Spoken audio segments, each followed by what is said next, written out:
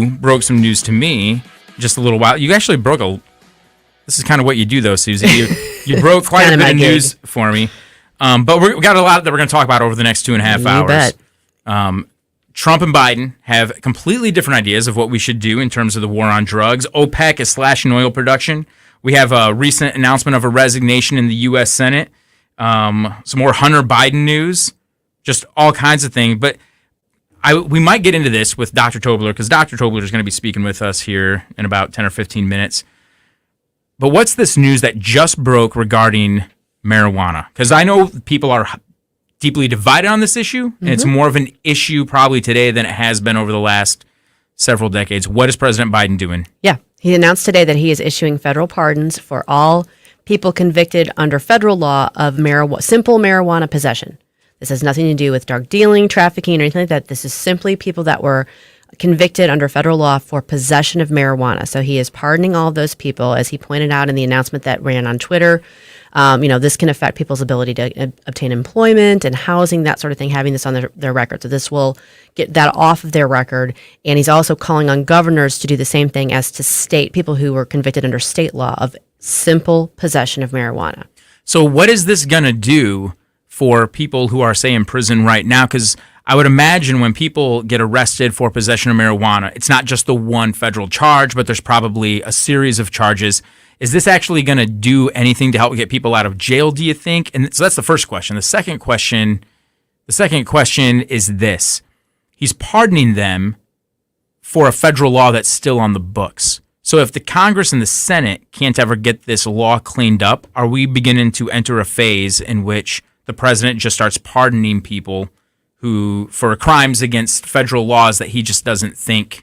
I mean, this is a mass pardon. This is going to be a lot of people who have pardon. Has anything like this ever happened before that you know of? And is this just going to kind of be the way of the future inside of a dysfunctional or slow government? I don't know whether it has or hasn't. Like, I don't know when Prohibition ended, was there some sort of pardon in place for people that were convicted for alcohol offenses, that sort of thing? I don't know. I will say this. The president has always had the authority to pardon people. So, and that's for laws that are still remain on the books. The pardon is the pardon. It's not saying, it's not getting rid of the law. It's saying we're going to pardon the people that were convicted under this law. So it's a slightly different thing. As far as people that are actually in prison right now, there's two ways to look at that. The chances are that there aren't too many people who are serving prison terms currently for simple possession. The reason being that over the years, prosecutors have been prosecuting simple possession, either prosecuting it less or the sentences have been not as severe because of the changing attitudes about marijuana. And on top of that, we've had this social justice push, criminal justice reform push in the past few years that has really resulted in a lot of people for non-violent offenses not being put in prison. Mm-hmm. So I don't know what the stats are about as far as how many people currently are serving time. This is probably going to affect more than anything else people who were previously convicted and previously maybe spent some time in prison. It'll be really interesting to see which governors kind of follow this lead. Mm-hmm. It's a popular issue, and I think there's more conservatives than ever that are like, yeah, don't put people in prison with real criminals if they got caught with a joint. This may be the first action that Biden has taken as president that I can honestly get on board with and say, I'm on board with this. I'm okay with this. I take everything else away.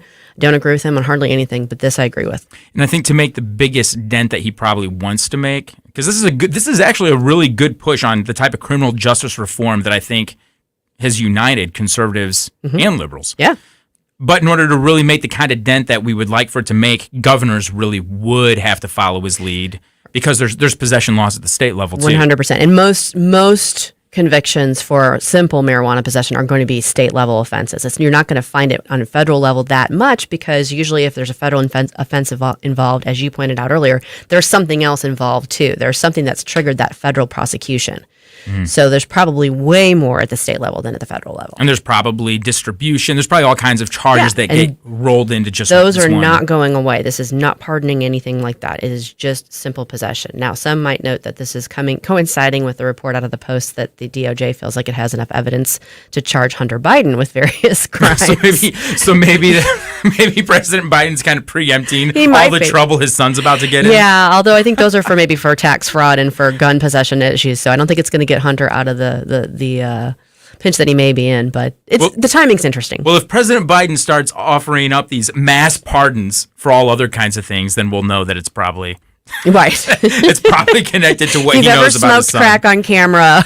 And If you've ever hired more than 2 prostitutes in the Right. same room as you've had a crack pipe, and Have you ever sold political favors on my behalf? if you've ever lost confidential secret information in a laptop, I don't think it's a crime, but we'll guess. See. We'll see. The timing is interesting, but again, this is I can honestly say this is one thing that President Biden is doing that I don't take issue with. Yeah, I totally agree. We'll talk about this a little bit more. In fact, here in the next segment, when we talk to Dr. Tobler, host of the Randy Tobler Show here at News Talk STL on Saturdays from 6 a.m. to 9 a.m., I got a clip that I'm going to play of President Trump. Okay. Now, he kind of takes a little bit.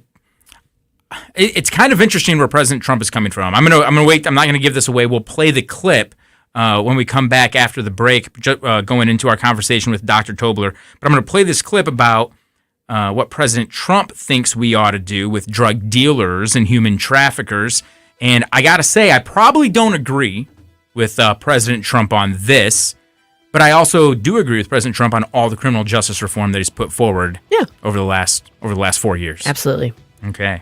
Hey, we're going to come back here in just a couple minutes. We're going to get right into that conversation with Dr. Randy Tobler, host of the Randy Tobler Show here at News Talk STL. This is Paul Kurtman and Susie Moore in for Tim Jones and Chris Arps, 101.9, 94.1 News Talk STL.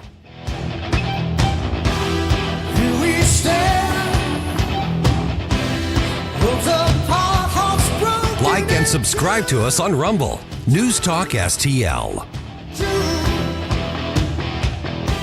From the Michaels Flooring Outlet Traffic Center. This report is sponsored by Chucky. A new season is here, and with it, major delays being reported due to another killer doll with a shady plan. Just how many Chuckies are there? Chucky's here to chuck stuff up, including our freeways. Chucky Season 2 airing Wednesdays 9/8 Central only on USA and Sci-Fi. Construction cleared westbound 70 at Zumbell. There's a slow pocket westbound 70 at Route K and a slow pocket eastbound 70 heading into Forestell. A crash on the eastbound 70 ramp to Salisbury. Heavy volume eastbound 70 crossing the Museo Veterans Bridge, the left lane down at the Illinois Bank. Brake light southbound 55 between 44 and Potomac. An accident northbound 141 north of 44. You're crowded eastbound 270 at 170. A stall blocking eastbound 64 at Greenmount Road, and bumper-to-bumper roadwork backups east and westbound 64 at Illinois 161. I'm Tori Lyons from the News Talk STL Traffic Center. From the News Talk STL Weather Center. I'm News 4 Chief Meteorologist Steve Templeton with your first alert forecast. It's all about the cool air making for big changes tomorrow. 50 degrees in the morning for the low, 62 in the afternoon with mostly sunny skies. It's a nice fall day, but it's just much cooler. In fact, Saturday we have a chance for some frost in the morning outside of the city. The city low 41, but outlying areas mid to upper 30s. 62 in the afternoon and pure sunshine for Saturday. Mostly sunny Sunday and a little warmer, 71. That's the latest first alert forecast. I'm News 4 Chief Meteorologist Steve Templeton. Free speech is alive and well in America. Sometimes it's hard to know what's real and what isn't. Right here. The country is heading in the wrong direction under this president. We're suffering shortages. America's running out of everything. News Talk STL. News, analysis, opinion. 10-year-old George Haruza and his parents, with only what they could carry in a suitcase, made a daring escape from behind the Iron Curtain of communism. George Haruza and his family risked their lives fleeing communist oppression to secure the freedom and promise of America. George Haruza quickly learned English, studied hard, and worked harder. Overcoming every hurdle in his way, George Haruza is now a world-renowned surgeon, educator, and physician leader. So I do believe in a limited government. Governments should provide for the people who are really in need, encourage everybody else to rise up to their potential, and then mostly get out of the way. Now, George Haruza wants to bring his record of getting good things done to the state Senate, and George Haruza understands the mission. George Haruza for State Senate, a record of getting good things done. Paid for by Haruza for Missouri. Mike Ferguson in the morning. Chris Dorr from the American Firearms Association. Chris, Democrats notoriously do not want to answer the question, what is an assault weapon? You know, the AR-15 that they want to ban. When you hear assault weapons ban being used by the radical left, just think firearms ban. They want to get rid of all of them. They use terms that they're not, that they don't bother to define along the way just to try to score points. Weekday mornings, 5:30 to 9 on News Talk STL. Do you live in St. Charles County? Then you can get Mid-Rivers News Magazine delivered free to your home just by asking for it. Mid-Rivers News Magazine is the only print source for the political, school, business, and sports news happening in your hometown. Simply visit midriversnewsmagazine.com/subscribe to get a copy delivered to your mailbox. Or pick up a free copy at all area Deerbergs and Schnuck stores. Mid-Rivers News Magazine. Anybody who wants it, gets it. Anybody who gets it, wants it. Subscribe for free today. St. Louis's new choice for conservative talk. We need change in our country right now. Live and local. They clubbed us over the head for 2 years. Yep. You want corruption? This is how we get corruption. This is News Talk STL. This hour of Jones and Arps is brought to you by Stifel. Contact your Stifel financial advisor at stifel.com. That's STIFEL.com.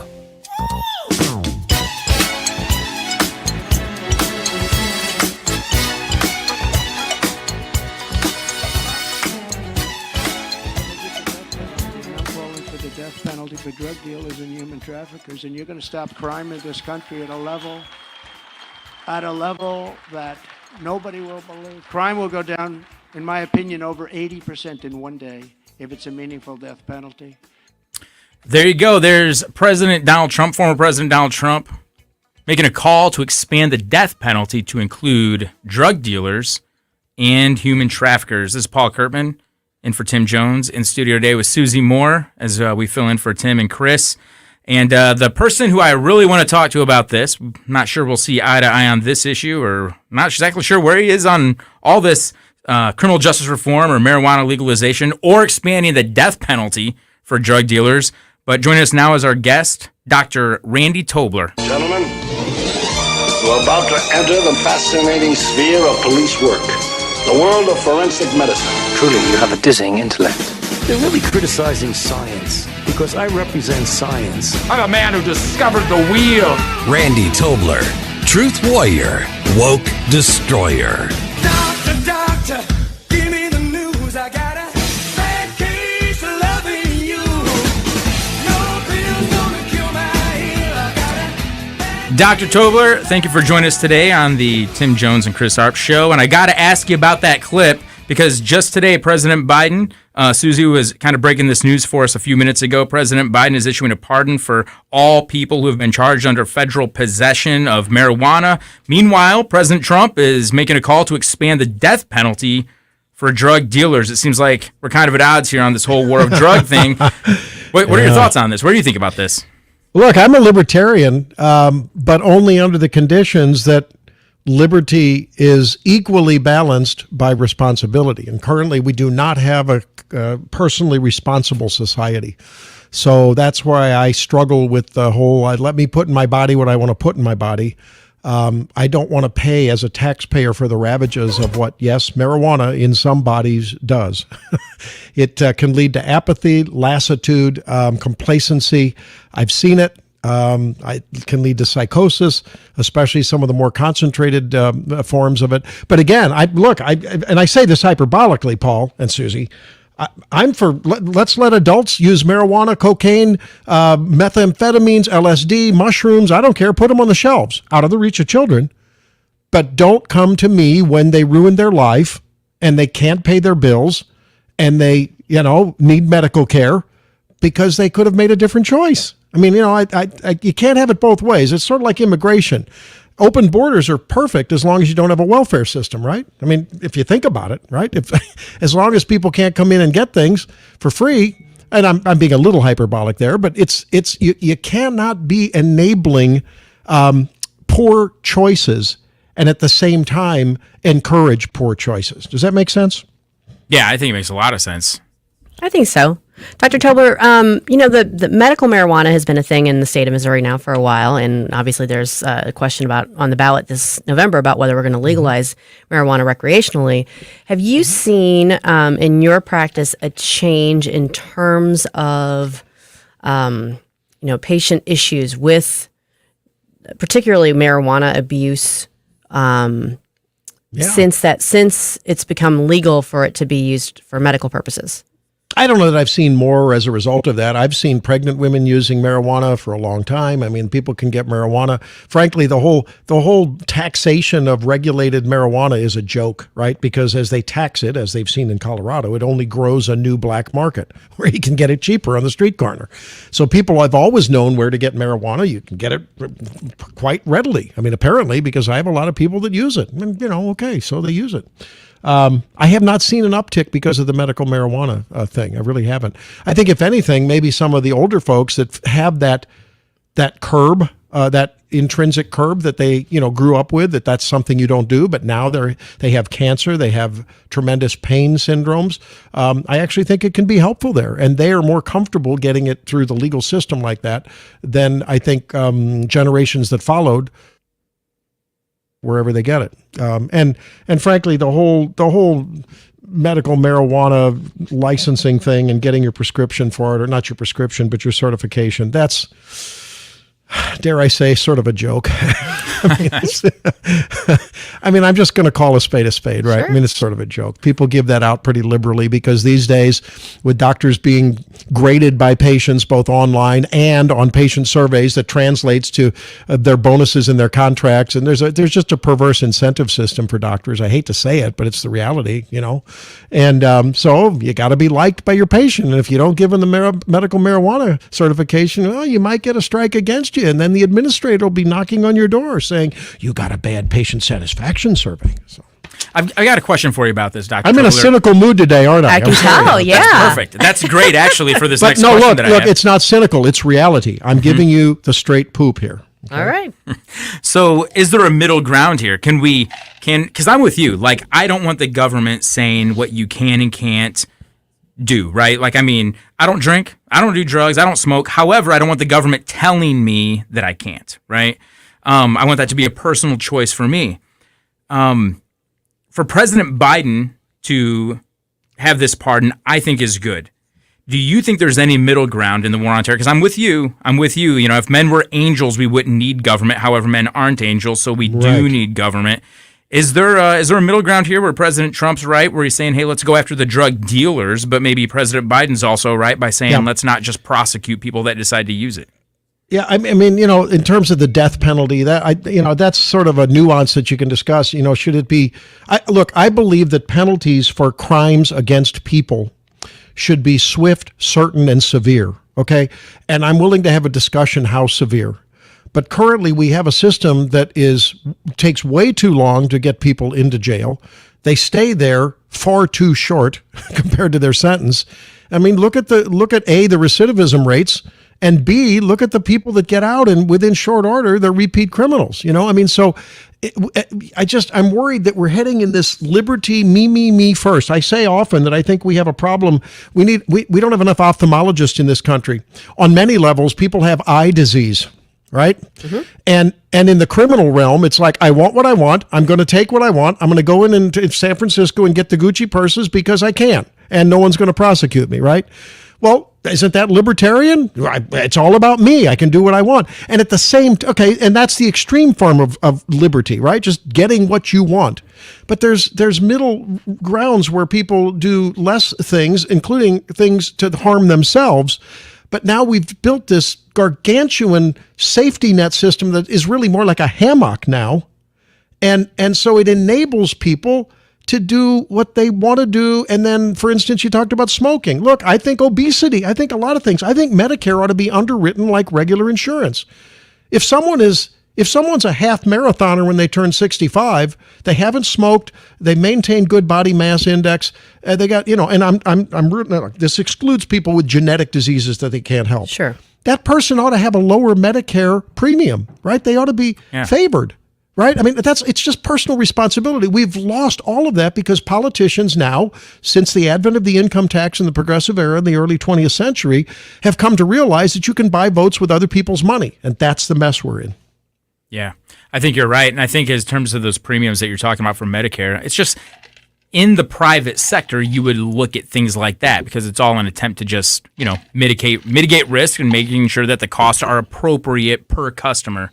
But, the other thing about this, though, I want to mention this too, like about the death penalty. I've always been of the mind that maybe if you've killed somebody, then the death penalty would apply. Yeah. But there seems to be a lot of people calling for the death penalty for things that don't involve the actual, a crime where someone's life was taken. No, I agree. I think that's a little extreme, and that's typical. That's vintage Trump, right? Shoot for the stars and hope you just get out of the Earth's atmosphere, right? That's what he does. But in general, look, and you know what? I have a real problem with. I think we've got too big of a gap in this country between the penalties for quote violent crimes and the crimes against people. Have you ever known anyone that lost their identity? Have you? I remember when out of my dad's garage when we were youngsters, my dad had a tackle box with some of the old, you see him on the cover of Field and Stream, his dad's lures. Mm-hmm. It was stolen out of. I remember that to this day, and I get angry about it. I mean, I think. I'm sorry. I think cyber crimes, we ought to probably, I don't know, I'm sort of maybe cut off the index finger. They can't do as much cyber crime there. I don't know.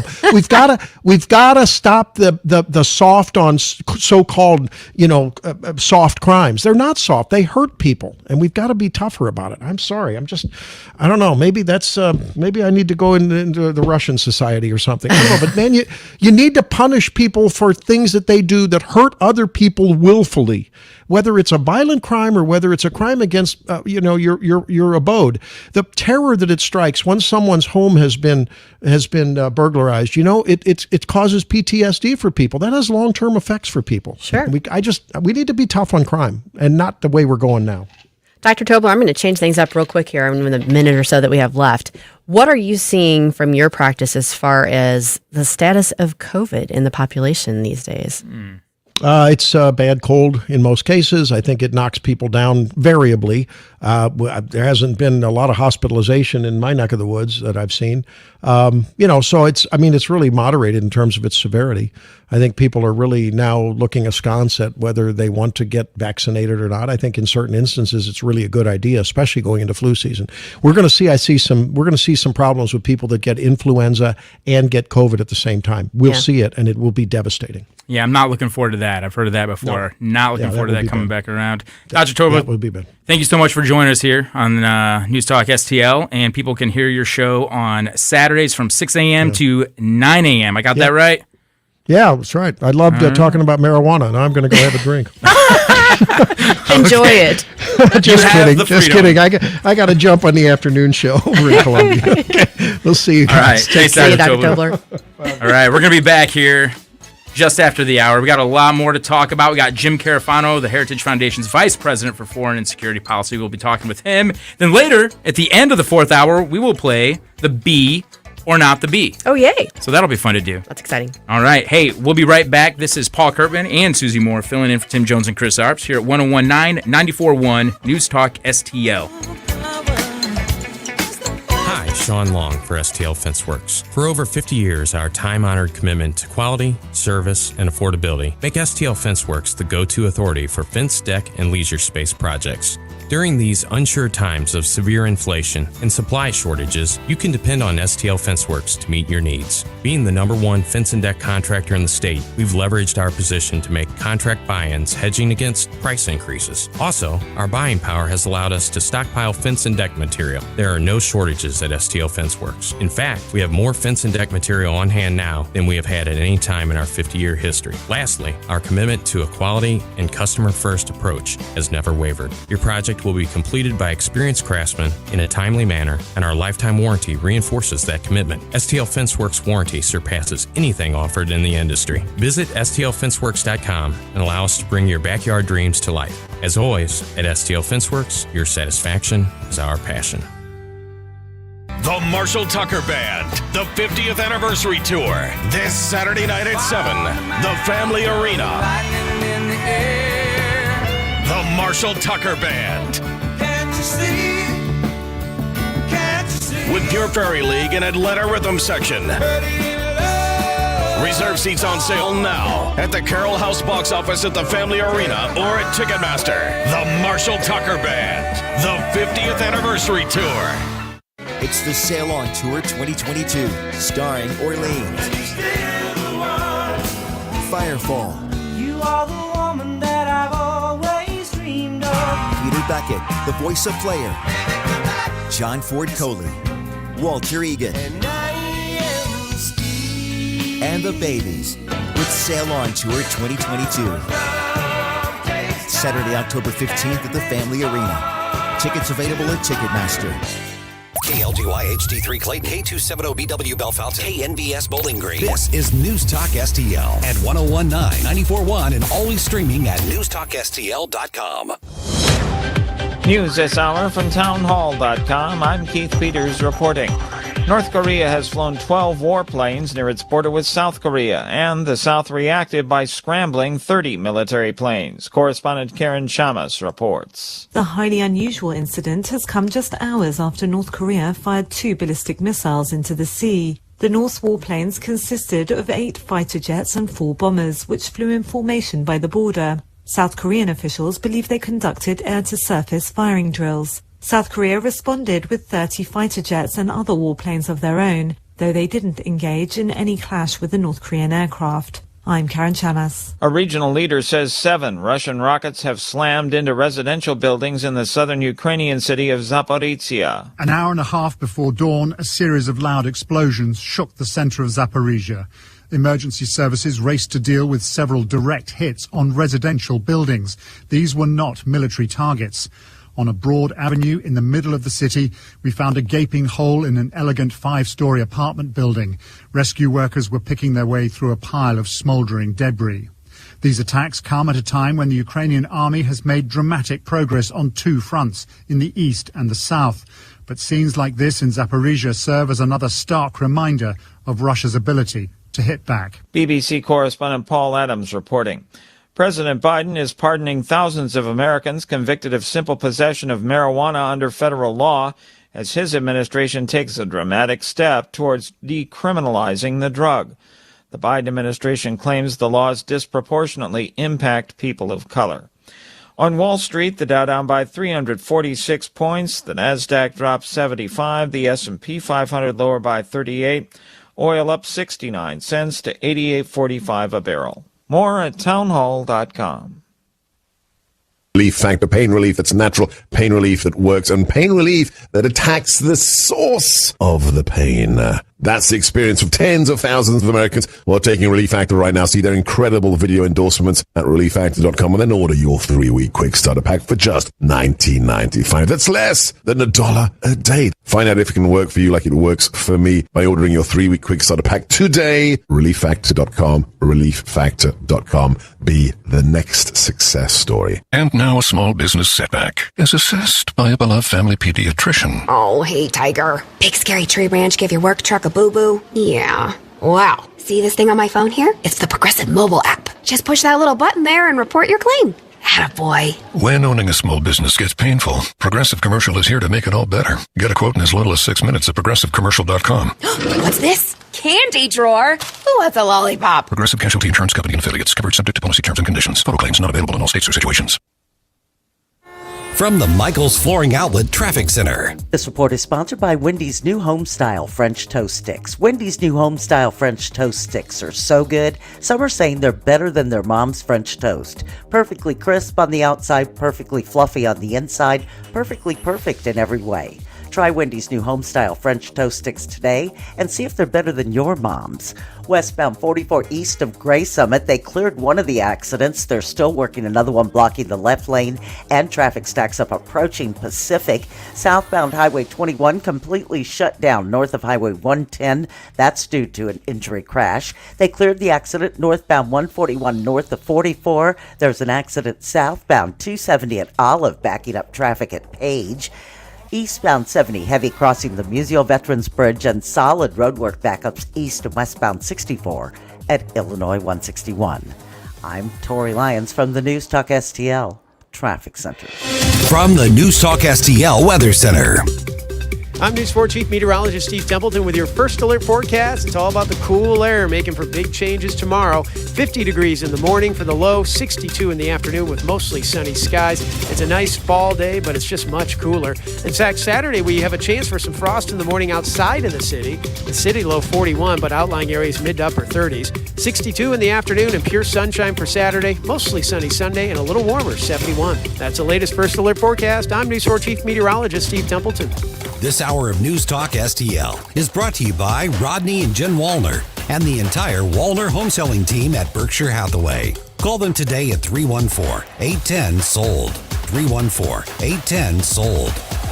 Hey folks, do you want to make sure that before we enter into Old Man Winter's wrath, that you have the best air and water possible in your homestead or small business? I know you do. It's why you should get a hold of my good friends at Jones Air and Water. Everett Jones and the gang standing by right now to assist you to purify the air and water in your home or small business. Simply put, Jones Air and Water specializes in air and water treatment products and services that will enhance easy living in your home or business. I can personally testify to that because we've got the WOW water system here at News Talk STL, and I've got it in my Jones home as well. Everett's also got a fantastic new product, the HydroTech H2O. It will take care of all that hardness. It will take care of that nasty taste, and it will remove all the odor that may be in your home or business's water. Ideal for homes on chlorinated hard municipal water, which a lot of the places in our region have. It's a one-of-a-kind system, a combo system with lower upfront costs and lower annual costs as well. For information on that system and so many of the other systems that Everett Jones has on stock, simply give them a call, 636-899-1040, 636-899-1040, 24/7 at joneswater.com. That's joneswater.com. This is News Talk STL. News, analysis, and opinion from the voices you know and trust. News Talk STL at 1019, 94.1, and newstalkstl.com. Tim Jones and Chris Arps in the afternoon. The 9 most terrifying words in the English language are, I'm from the government and I'm here to help. The more you remove voting from Election Day, the more opportunity you're offering for people to commit fraud. Are you not entertained?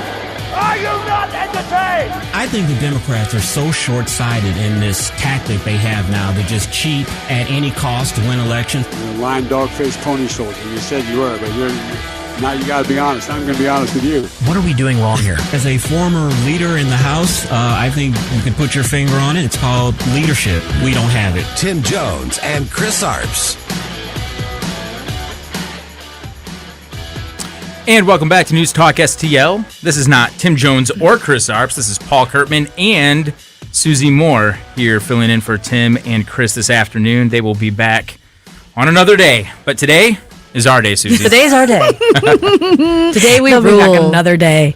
I know that you two were also conspiring about some maybe possibly taking over the world before the show today. You betcha. And so that You mean like Pinky and the Brain? I'm looking forward to that. I would love to see a world where Susie and Paul rule. That would be great. See, I was all ready for that, but like Pinky would, I forgot the deadbolt to the studio door. So anybody can come in, and I just don't know if this is going to work. Might need to plan a little bit better. Yeah. We're going to get into some talk about the economy and how this is going to play with the Democrats here coming up in this next election. But before we do that, Katie, you got some information about how people can go hear Yes. Jake Owens. Yes, Jake Owens is he's a country artist. If anybody is a huge fan of country, he's like a new age country artist. He's going to be here at the Family Arena, the St. Charles Family Arena, October 14th at 7 p.m. So if you would like to call caller number 7, we'll go ahead and take caller number 7 for a winner for a pair of tickets to see Jake Owens.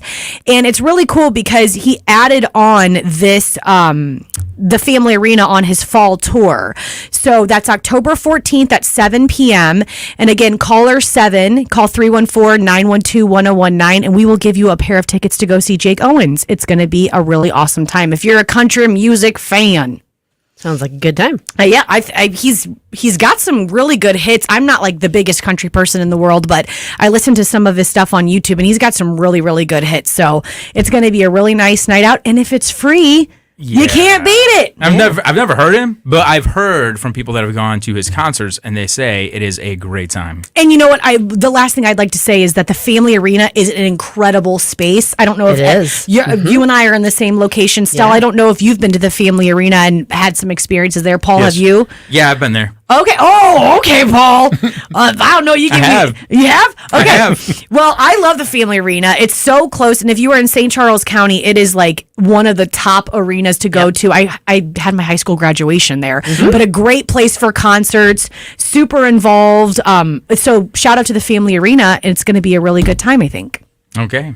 Well, while we wait for some of those calls to come in, maybe we can just move on and talk a little bit about this issue because, Katie, I was listening to you and Tony talk a little bit, and you were saying maybe you can fill everybody in on your position on what you think is going to be driving the Democrats to the polls.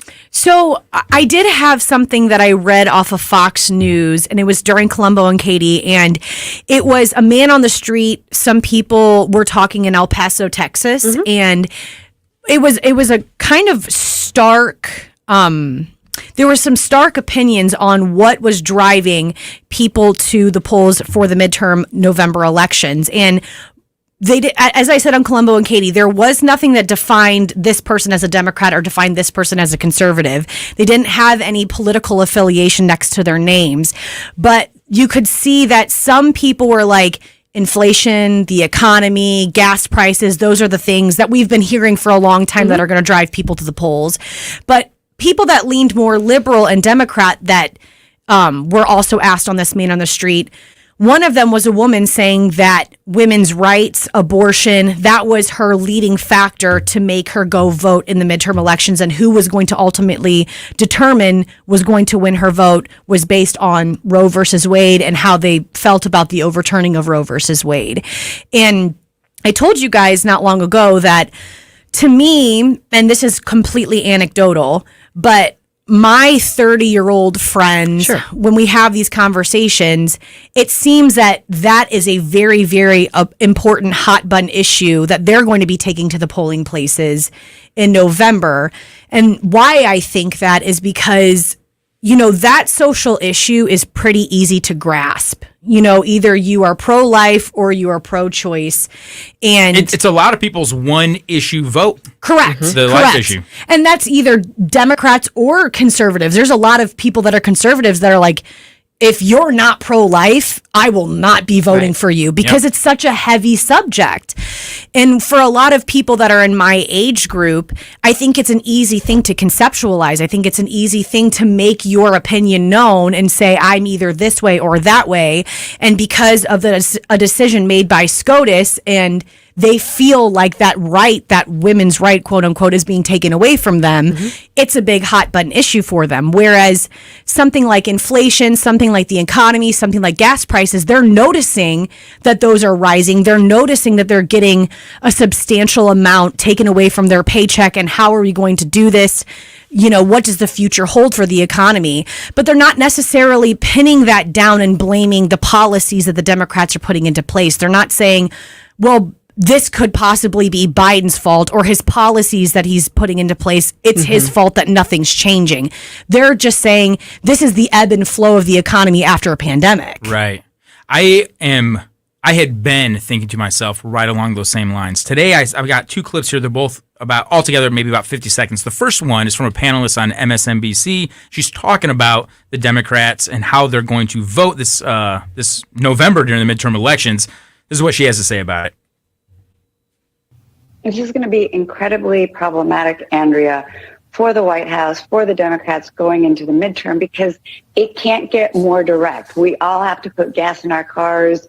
Our produce, our goods are all affected by this. So this is a very, very hard hit. So she makes a good point. We all have to put gas in our cars. And I was thinking, yeah. But there's some of these other issues that are much more emotional to people, kind of like the life issue. But then I saw this clip from CNN talking about two battleground states, Nevada and Arizona, and what the voters down there are saying. Here's CNN. warning sign for Democrats as we get into the final month? Just look at this. What is the top issue among likely voters, those likely to turn out 33 days from now? Look at this.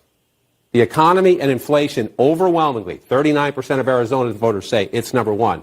44% of voters in Nevada say the economy and inflation number one, dwarfing abortion or voting rights, dwarfing abortion and voting rights, perhaps issues that would play in the Democrats' favors. This is a troubling sign for Democrats.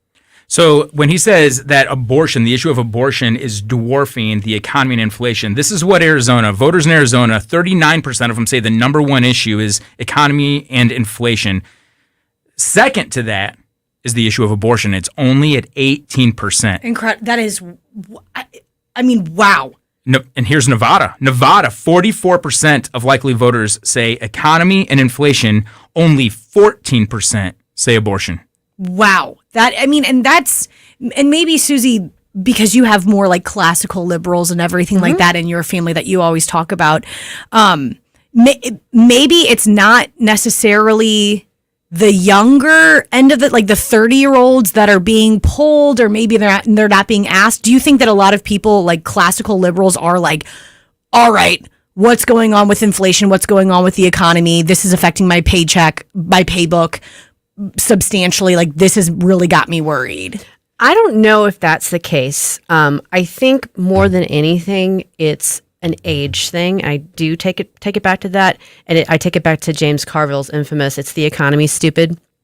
The older you get, the more experience you have in the work world and with paychecks and taxes and how, inflation affects you directly, the more perspective you have on that, the more you recognize that you can see the connection between the policies that are being implemented in Washington and how that's affecting you. That's hard to wrap your brain around when you're still new to adulting, if you will. Yes. And it's not a knock on youth at all. It's just, I didn't understand that when I was younger either. I didn't draw those direct lines. And while I did okay in economics, I didn't really understand the big picture of it until I got older and got a little more wise to the ways of the world, if you will. So I do think a lot of it has to be age driven. Mm-hmm. Do you think that maybe this is one of those issues where I kind of feel like younger people really like to try to take up a mantle of civil rights. Everybody wants to be part of a big fight, Mm-hmm. But the civil rights issue was fought back in the 60s. A lot of people born later kind of missed out on that. Now they're looking for other similar issues. And the pro-life issue or the pro-choice issue, a lot of people see that. But how many people know somebody that's either had an abortion or had one themselves? And so, meanwhile, everybody is paying more at the gas pump. And everybody is having to tighten their belt a little bit. And maybe it's a broader impact. It's just a broader impact, and people just might get tired. As much as people want to pick up the mantle of this one issue and like this be my issue. This is what I'm gonna change the world on this issue. But I don't like paying so much for groceries. It makes me laugh that you say that, though, because for the longest time, especially in the last two years, whenever we saw the riots happening because of George Floyd, and then we saw it's tied into the summer of love, and then we had COVID, and people were such stark contrast of what, wearing the masks or not wearing the masks, and getting the vaccine or not getting the vaccine. I love that you just made the point that activism, people think activism is so cool. They want to be part of something that's revolutionary and changing the world, and it's so important until it isn't. Until it's I really actually still can't put gas in my car, but I'm still an activist. Until it becomes inconvenient. Until it's very inconvenient. It's all fun and games to be we're doing something that's going to change history. But you can't change history if you can't get in your car and you can't afford the gas to get downtown to set the 7-Eleven on fire. You can't do any of that. Yeah. I miss that 7-Eleven. And I don't even think a lot of people think that deeply about it personally.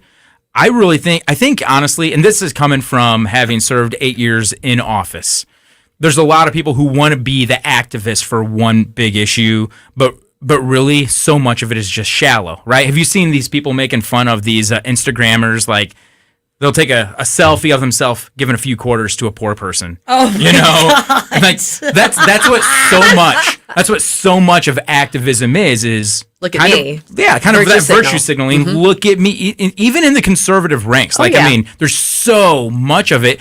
But at the end of the day, Yeah, I mean, listen, if the economy was tanking, if you put the Great Depression in the same era as the fight for civil rights in the 60s, it makes you wonder. I mean, would people give as much time to civil rights issues if they were really struggling to feed their family? No, we were booming then. Yeah, I think at the end of the day, I think most people are concerned about what they have in their wallet and whether or not it's going to get them through the month than any other issue or anybody else. I think you're right. I do think you're right. And here's the other thing, and you kind of touched on this.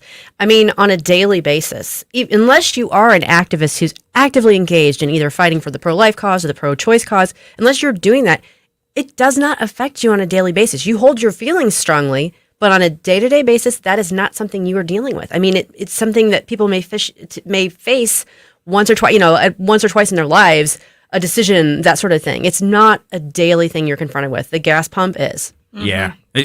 We've got people that'll really sacrifice to do big things, but a lot of people don't like to sacrifice for things they would like to convince others that they're willing to sacrifice for. Yeah. Is anybody else just flabbergasted that the poll that you read is from CNN? Not anymore. Not anymore. Is it because of the change? Is it because of the change in what they're trying to do at CNN, like really trying to strip it and remove some people and there's a revamp noticeable it? shift in their coverage. Okay. There's a noticeable attempt to be a little bit more balanced in their coverage. And so running a poll or publishing a poll that doesn't necessarily comport with the Democrat narrative is right in line with that. I think they're going to have to fire everybody. There's one more on the chopping block now. Is it Don Lemon? Is Don Lemon? Jim Sciutto. Oh, Jim Sciutto. Who's that now? Oh, you'll know him if you see him. Okay. Oh, no. I saw this. I saw this article. He's on his way out. Yeah, I think he got in trouble over something. I don't know. I think Don Lemon, and this is a Chris Arps-ism. Chris Arps is like, there is no way Don Lemon is going anywhere because he checks way too many of the boxes. I don't really know if there's going to be a point that Don Lemon is going to cross because his beliefs are so strong and he is so progressive that the CEO is going to have to look at his ratings and the numbers that he's bringing in. And there will be a time that CEO is going to make a choice. Didn't they move him to the morning show? They did. Yeah. But if they want to convince us, they need to say the truth is more important than the boxes you check and let him go. If they did that, I would buy in. I would be like, okay, these guys mean business. But if they're going to say, no, we're going to placate to all these different groups because we got this guy who checks all these boxes. He's black, he's gay, and we know he's lied through his teeth over and over and over, and we know he hates conservatives, says that they're a threat to society and democracy and everything else. If they would say, but we're going to keep him anyway, but if they would say we're going to let him go because the truth is more important than what identity politics, I would actually probably turn on CNN just to see if they mean it. But now, I mean, until they have a wholesale fire sale, just like get rid of all these people. If somebody lies to you, or if somebody comes up to you and tells you that they hate your guts, they don't like you, you make them sick. And then they come around and they have a smile on their face and they try to convince you otherwise because they just want your money. I mean, it's just so disingenuous. Yeah. I'm not buying it. I'm not buying it. This guy, Chris Licht, I like what he's trying to do, but he really has to just clean house. Yeah, clean house. Wipe them all out. I like the way you said that. Wipe them all out. In a job sense. Let's be clear about career that. sense. Let's clarify.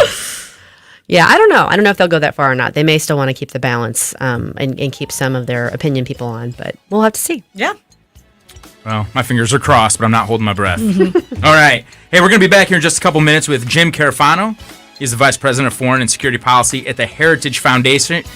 And then after that, before we wrap up the hour, we're going to be playing The Bee or Not the Bee.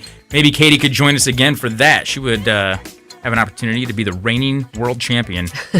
All right, we'll be back here. This is Paul Kurtman and Susie Moore filling in for Tim Jones and Chris Arps here at 1019 94.1 News Talk STL.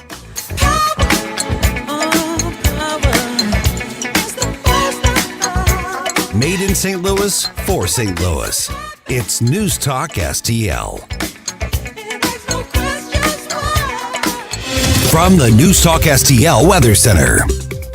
I'm News 4 Chief Meteorologist Steve Templeton with your first alert forecast. It's all about the cool air making for big changes tomorrow. 50 degrees in the morning for the low, 62 in the afternoon with mostly sunny skies. It's a nice fall day, but it's just much cooler. In fact, Saturday we have a chance for some frost in the morning outside of the city. The city low 41, but outlying areas mid to upper 30s. 62 in the afternoon and pure sunshine for Saturday. Mostly sunny Sunday and a little warmer, 71. That's the latest first alert forecast. I'm News 4 Chief Meteorologist Steve Templeton. From the Michaels Flooring Outlet Traffic Center. This report is sponsored by Chucky. A new season's here, and with it, major delays being reported due to another killer doll with a shady plan. Just how many Chuckies are there? Chucky's here to chuck stuff up, including our freeways. Chucky Season 2 airing Wednesdays 9/8 Central, only on USA and Sci-Fi. Accident cleared southbound 270 at Olive, westbound 44 backs up between Elm and Big Bend. Bumper to bumper westbound 44 Pacific to Gray Summit. Still working a crash just before Gray Summit, taking out the left lane. Highway 21 remains closed north of 110 due to an earlier injury accident. There's a stall US 61 southbound at Highway CC. Solid eastbound 70 crossing the Museo Veterans Bridge. Slow eastbound 64 crossing the Poplar Street Bridge. And roadwork stacks up eastbound 64 at Illinois 161. I'm Tori Lyons from the News Talk STL Traffic Center. Welcome home to St. Louis's new choice for conservative talk. I'm tired of these liberals always accusing us of what they're doing. News, analysis, and opinion. What's going on? We've seen this nuclear threat. Dangerous signal from President Putin. There will be catastrophic consequences for Russia. Big government socialism wrecking this great country. They will lose, and they know that. Is interest rates again. The commitment to America. 101.9 and 94.1 News Talk STL. Welcome home. The Range St. Louis West is all about safety. That's why training is a critical part of what we do. No one wants to be in a situation where seconds count, but help is minutes away. But if that day comes, are you ready? No matter what your firearm experience level is, we have courses and instructors that can help. The Range St. Louis West is the area's premier training facility, shooting range, and all things firearms retail facility. Check us out online at therangestl.com or stop by and visit with our professional staff. The Range St. Louis West. Are you ready? The Vic Porcelli Show. The next Missouri Senator Nick Schroer. You know, it is good that Nancy Pelosi's not in America right now. It's less destruction that she can partake in. I can't get over her eyebrows. I mean, if you watch her eyebrows and watch inflation, it shows you the trends in inflation rising. Huh? And during Trump, her eyebrows were normal. It's an economic indicator. Her eyebrows. Really is. I don't know if it's the Botox or the vodka. Vic Porcelli, weekday mornings at 9 on News Talk STL. Columbo here for Agers Heating and Air Conditioning. We trust Agers with our home because their number one priority is doing right by the customer. Temperatures are changing outside, and as we transition from warmer temps to cooler ones, if you have any issues keeping your family comfortable, don't wait. Call the great team at Agers so they can address the issue before it gets worse. Because whether it's repairs or replacement, Agers is there with the clarity and attention to detail your home deserves. Contact Agers now at 636-242-6515 or through their website, callagers.com. Fox News commentary. When she's not overseeing the destruction of our country, Speaker Pelosi can be seen in all of her narcissistic glory on late-night television. I'm Tommy Lahren. More next. Do you find yourself stuck in a timeshare? Get the real facts about the timeshare industry and your options for cancellation. Chuck McDowell, founder of Wesley Financial Group, beat the largest timeshare company in federal court and has put together a free information guide that reveals the secrets the timeshare industry doesn't want you to know, including the 5 ways to get rid of your timeshare. Call now and get this timeshare information guide absolutely free. Call 800-393-1881. That's 800-393-1881.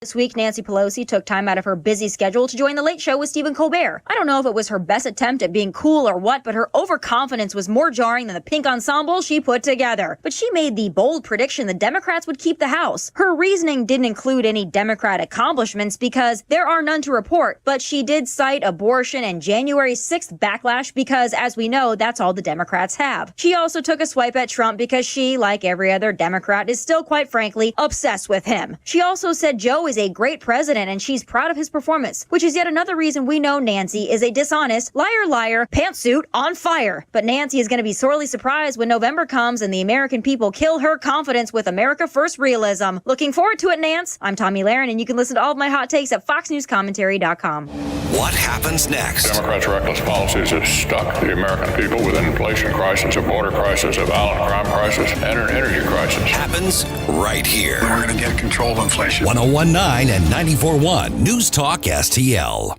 This hour of Jones and Arps is brought to you by Stifel. Contact your Stifel financial advisor at stifel.com. That's STIFEL.com.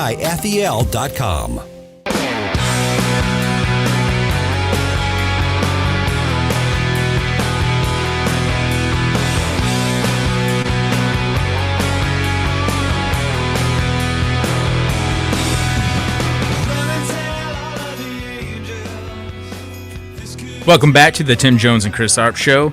Susie, I want to talk to you a little bit about this article that I saw in the news. Mm-hmm.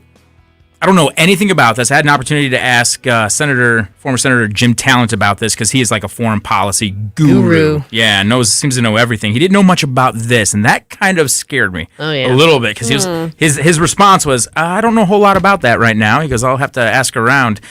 But there are reports that Russia right now, they've been hyping up, Putin's been hyping up all the nuclear rhetoric. Yes. They apparently, or supposedly, allegedly, have a tactical nuclear weapon called the Poseidon. It's launched from a submarine. It can travel long distance underwater. It's like an underwater drone. But it's a nuclear weapon. It doesn't hit any particular target. The whole intention is for it to create a tsunami and wipe out coastal cities. That's pretty diabolical. Isn't it? That sounds like it's something out of a James Bond movie. It's a bad movie, yeah. Yeah. Yeah. Somewhere on this. So right now, there's a submarine headed to the Arctic Circle, a Russian submarine on its way to the Arctic Circle, might already be there. And they believe that it's headed to the Arctic Circle for them to test this weapon. What about the polar bears? Oh, man. Yeah, no kidding. Where's all the green agenda people? Why isn't AOC speaking out against Putin on this? Not acceptable. Well, I wonder, are they getting that information from like Russian propaganda, or is this our own intelligence agencies giving us this information? It sounds I saw an article that said that the submarine had been spotted from a satellite. So like a picture was taken of this submarine in the water. Now it's a submarine, and I don't know. I don't get the whole imagery from space thing, but apparently they were close enough to the surface, so they want to be seen. Yeah. They want to be seen going. So maybe this kind of plays into their narrative that they do have this weapon, but I don't know how the world will be able to go without noticing a tsunami hitting. I would think we might notice that. The Arctic ice shelf. Yeah. A lot of saber rattling going on in the world right now. There is. Now, at the risk of sounding like I'm for Vladimir Putin, I kind of hope they test it. Because I want to see if that's possible. I mean, is it possible to set off a nuclear bomb under the water and create a tsunami that can wipe out cities like we've seen in, Indonesia and Japan? Because if they can do that, I feel like that changes a lot. It does. I don't know. I don't know if I want to see it or not.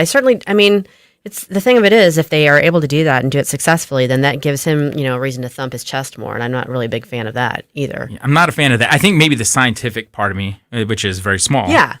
But the scientific part of me is like, man, is that even possible? Could they do that? Exactly. No, but it does make you wonder. But yeah, I've got mixed feelings about that. Definitely, we want to be on top of what their technology is and make sure that we can counteract it if possible.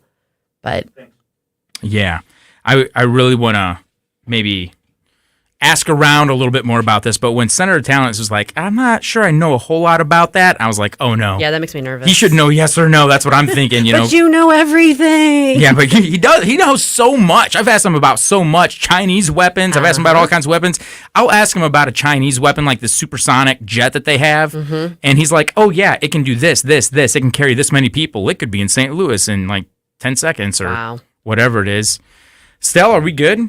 All right. Well, you know who I'm going to ask about this? I'm also going to ask a little bit about NATO and whether or not Ukraine is ever going to make it into NATO membership and whether or not NATO's doing the right thing by, defending a non-member as much as they are. But on the line, joining us right now is Jim Carafano from the Heritage Foundation. Jim, I got a question for you.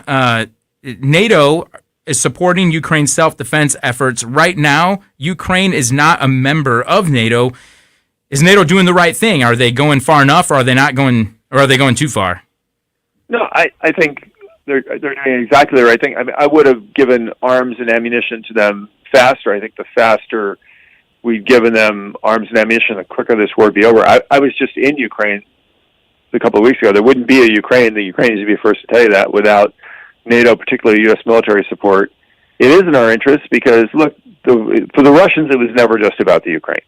They want to reconquer the post-Soviet states. They want dictatorial control over Central Europe. They want NATO to disband. They will push the United States in the sea, which is exactly what the Chinese want. Russia is China's stalking horse.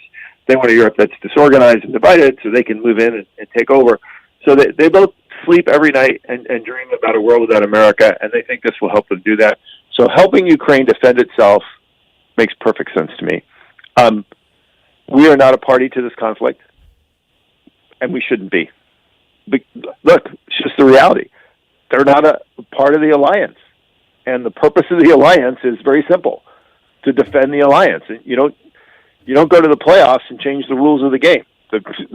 And so we're doing the right thing, and we shouldn't do less, but we damn sure shouldn't jump into a war with the Russians. It's not our problem. Jim, what about their petition to fast track their membership in NATO? It's not going to happen. First of all, to join NATO, there's a whole bunch of to make it worthwhile to join NATO, there's a whole bunch of technical things to make sure that you're politically, militarily compatible with NATO. You do that through something called a MAP, a Mission Action Plan. Mm-hmm. They don't have one. Maybe they should have, but they don't. So joining NATO would actually not provide any additional benefit because they couldn't integrate well into NATO. And the reality is essentially if they join NATO and they're fighting over their territory, essentially that would make NATO a party to the conflict. And if you read Article 5, it's the treaty, right? The Article 5 doesn't say that you have to send armed forces to defend somebody in NATO.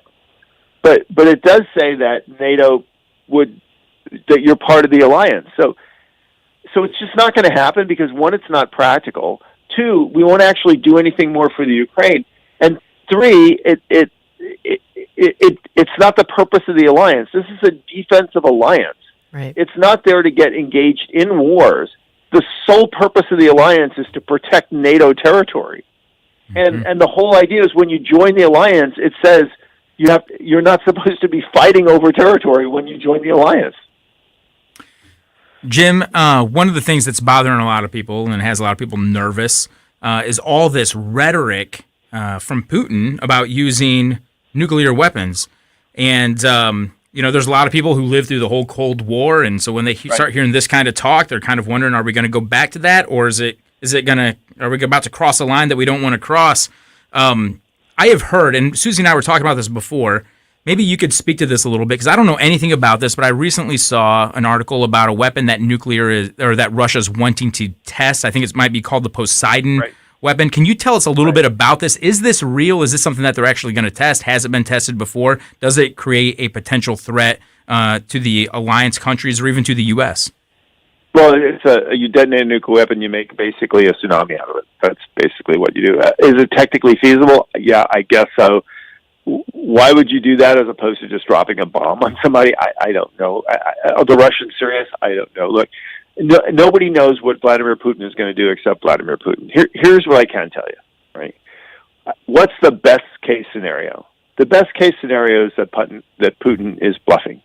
If he is bluffing, the worst thing we could possibly do is give in to nuclear blackmail, because that just means we'll have a lot more nuclear blackmail in the future.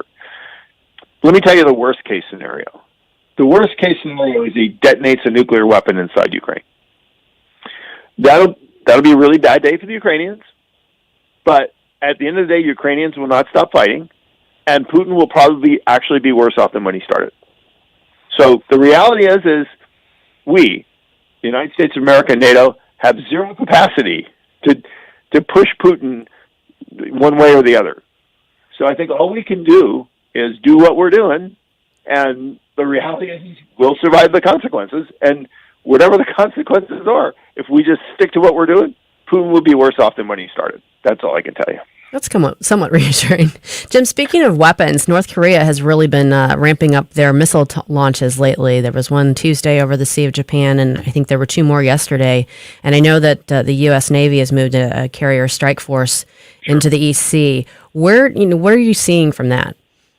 Right. Well, two things. First of all, not just North Korea, but Russia, China, Iran, they all think Joe Biden is Chauncey Gardner, and that this guy is kind of just clueless and dull and doesn't know what the hell's going on. And the United States is actually kind of pretty inert and just being dragged along. Here's the problem the North Koreans have.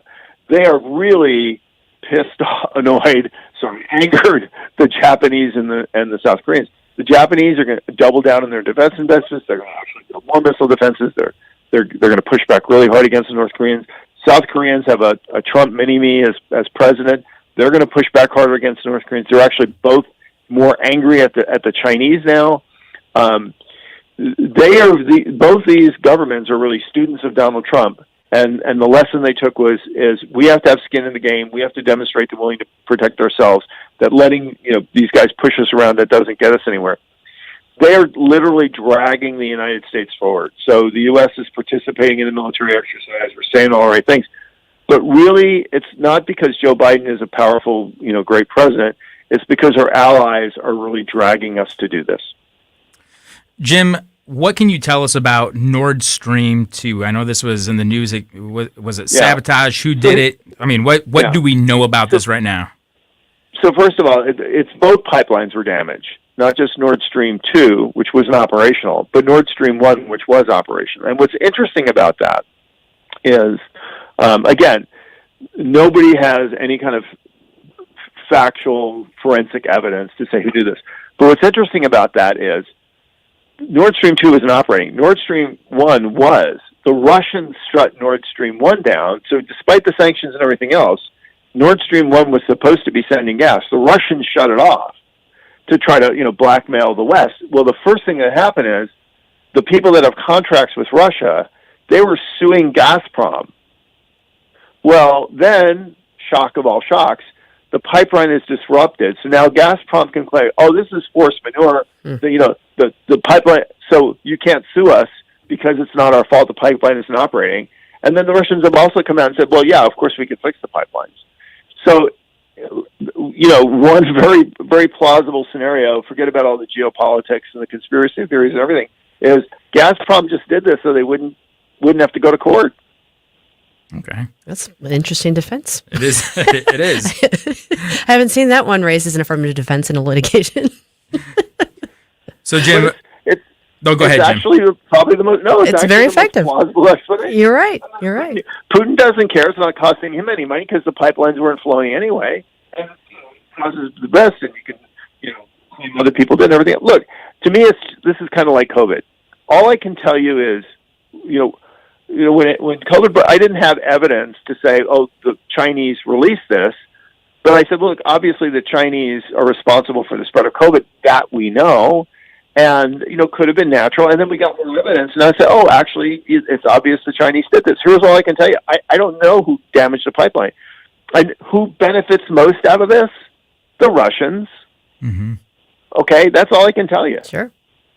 Makes sense to me. Jim, we just got just maybe another minute to go here. But before we let you go, where's the best place for people to follow you? Twitter, on the web? Where can people go to find these articles that you're reading or that you're writing? Okay.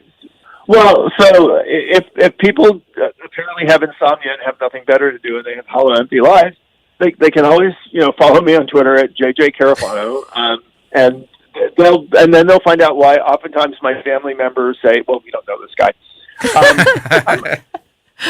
I'm also on Substack, so I have a site on Substack where I just put interesting articles on things that a lot of times I'll just go to really smart people and I say, what the hell is going on here? And I'll get them to answer like 4 or 5 questions, and I put that there, so that's just for fun. But then, heritage.org, if you just type in whatever issue you have and heritage.org, our research will come up. And so if you want to hear something by me, you just type in Carafano Heritage Ukraine. Likely most of the stuff I did will come up. So just do an internet search and look at it. We'll go to don't even go to the Heritage website because it's hard to find you around. Just type in Carafano, whatever the heck you want to do in Heritage. But we put out a ton of stuff on virtually everything. So for people that really are looking for information, it's all there. I got to tell you, if I just say this, I just love you and your audience, and the fact that people are interested in what I have to say, it just makes me. You guys in that state is just really important to me. And if I'm at all helpful to anybody in helping them think through the problems of this crazy world, that makes my day, maybe my life, maybe my year. I don't know. Feelings mutual, Jim. I know I'm always excited when I see that you're going to be a guest when I'm co-hosting, so it's awesome. Thanks for having me. And having you on, I mean, you've shared so much deep insight in some of these issues, especially in terms of foreign policy and security. You're definitely a trustworthy source of enlightenment on these issues for our audience. So we really appreciate that, Jim. Thanks a lot for joining us. Yeah, here's where you tell everybody you're not actually paying me anything. I do this for free. That's right. How much he believes in it. Thanks, guys. Thanks, Jim. Thanks, Jim. I'll tell you what he is. And on his articles at Heritage, what I love about the way he writes these short articles, he writes them very academically. And what I mean by that is not big words. Right. He starts off his articles with key takeaways and a summary. So before you even get to the article, if you just read through these like 3 little bullet points, you already know as you're reading through the article where the meat is. Right. So you can get to the end of a short article. It's usually a 2-minute read. Yeah. And from the end of a 2-minute read, you will be way more insightful than like so many talking heads. heads. Yeah. And I'm going to say this, Jim's wrong. He's a great follow on Twitter. I've been following him on Twitter for years, and I love what he puts on Twitter. And furthermore, if you want to fall asleep, don't read Jim's stuff. No, you might want to not read that. If you're trying to fall asleep, don't read Jim's stuff because Jim's stuff. Heady. It'll have you thinking. Yes. And when you find out, because it's foreign policy, it's security issues, and so if when Putin is hyping up his nuclear rhetoric, and you're looking for some good literature to go to sleep, don't read Jim Carafano because he'll have you thinking. Yeah, wide awake. Yeah. So if you want to be informed and enlightened about these issues to a point where you can have a good conversation about it, Jim's articles are definitely the place to go. I'm going to check out his Substack. Awesome. Yeah, I am too. I didn't know he had one of those. No. So I kind of want to see what he's reaching out and asking people about that has nothing to do with foreign policy. I think it might give us another side to Jim Carafano. Could be. So I won't tell my wife to read the stuff before she goes to sleep. Yeah, no. Okay. Not a good idea. All right. Not if she's, I don't know. Maybe you get worried and you bite your nails all night, or maybe you just start really kind of thinking because I'm telling you, since the Cold War, we haven't heard this kind of nuclear talk, right? True. And the thing is with Putin, like he just said, worst case scenario, they drop a bomb in Ukraine. I didn't ask him this because I think this might be good for another conversation, but worst case scenario, he drops a bomb in Ukraine and also decides to drop a bomb on anybody else that he thinks could retaliate by dropping a bomb on him. They used to call it mutually assured destruction during the Cold War era. Could that not still be up for play? Could be.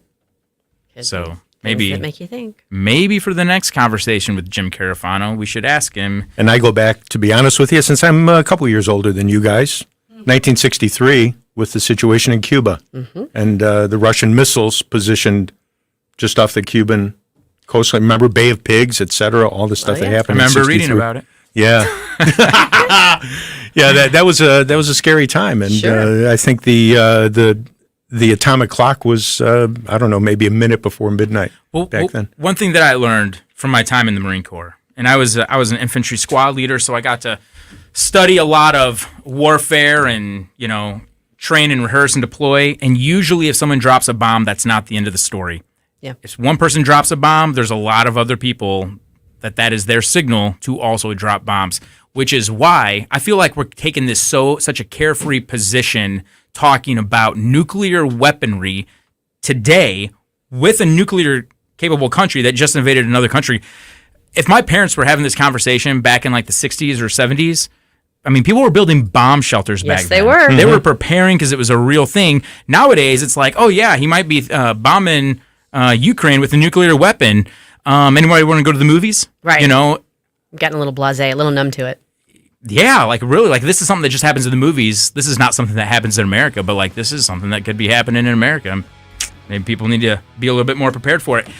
Anyway, coming up here in the next segment, Stell, maybe you can jump in on Play This with us. We're going to play a game called The Be or Not The Be, where I'm going to read headlines, and people have to guess whether it's a real headline or a fake headline from the Babylon Bee. Oh, I love The Bee. Oh, my goodness. Then you'll love this game. Oh, okay. It's fun. You'll love this game. Oh, man. All right, this is Paul Kurtman and Susie Moore in for Tim Jones and Chris Arps right here at 101.9, 94.1 News Talk STL. This one is a lie. Made in St. Louis for St. Louis. It's News Talk STL.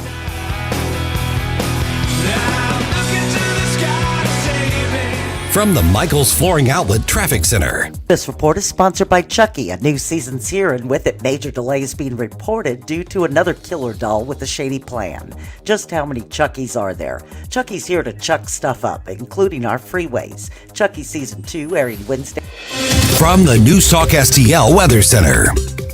I'm News 4 Chief Meteorologist Steve Templeton with your first alert forecast. It's all about the cool air making for big changes tomorrow. 50 degrees in the morning for the low, 62 in the afternoon with mostly sunny skies. It's a nice fall day, but it's just much cooler.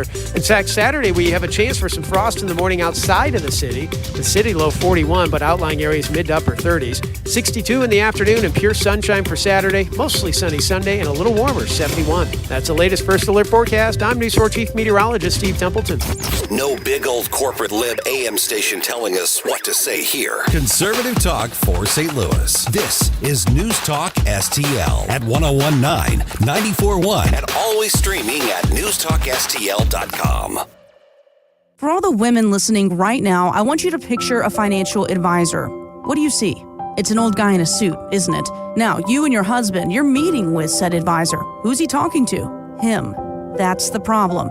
Deanna Orff of the All Financial Group has seen this failure in the financial industry for years, and she's doing something about it. Join Deanna Tuesday, October 18th for an exclusive women's event called Women in Wealth. It's time to talk about your 401k, your business, and your concerns about retirement. 92% of women say they want to know more about financial planning, and this could be a great first step. The Women in Wealth event is on October 18th. It's free, but you need to make a reservation today. Call 636-230-8824.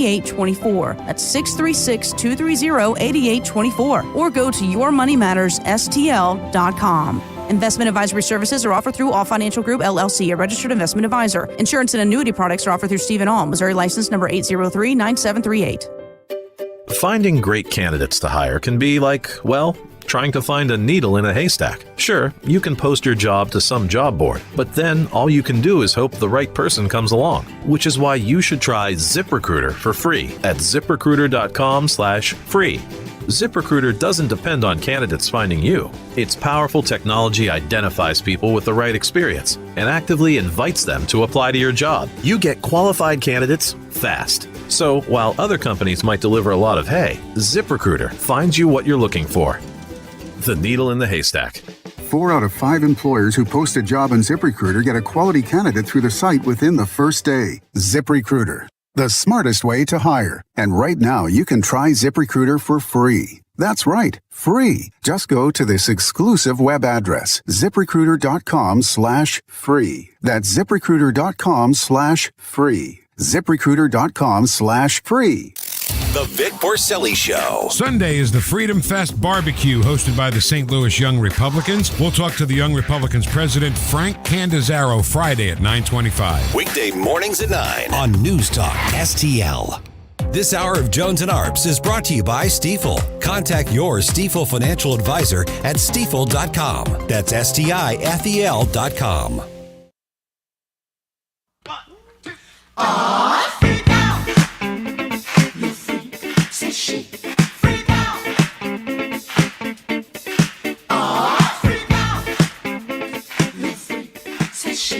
All right, and welcome back to the Tim Jones and Chris Arps Show. And we are going to roll right into the Be or Not the Be. This is Paul Kurtman filling in for Tim Jones with Susie Moore filling in for Chris Arps.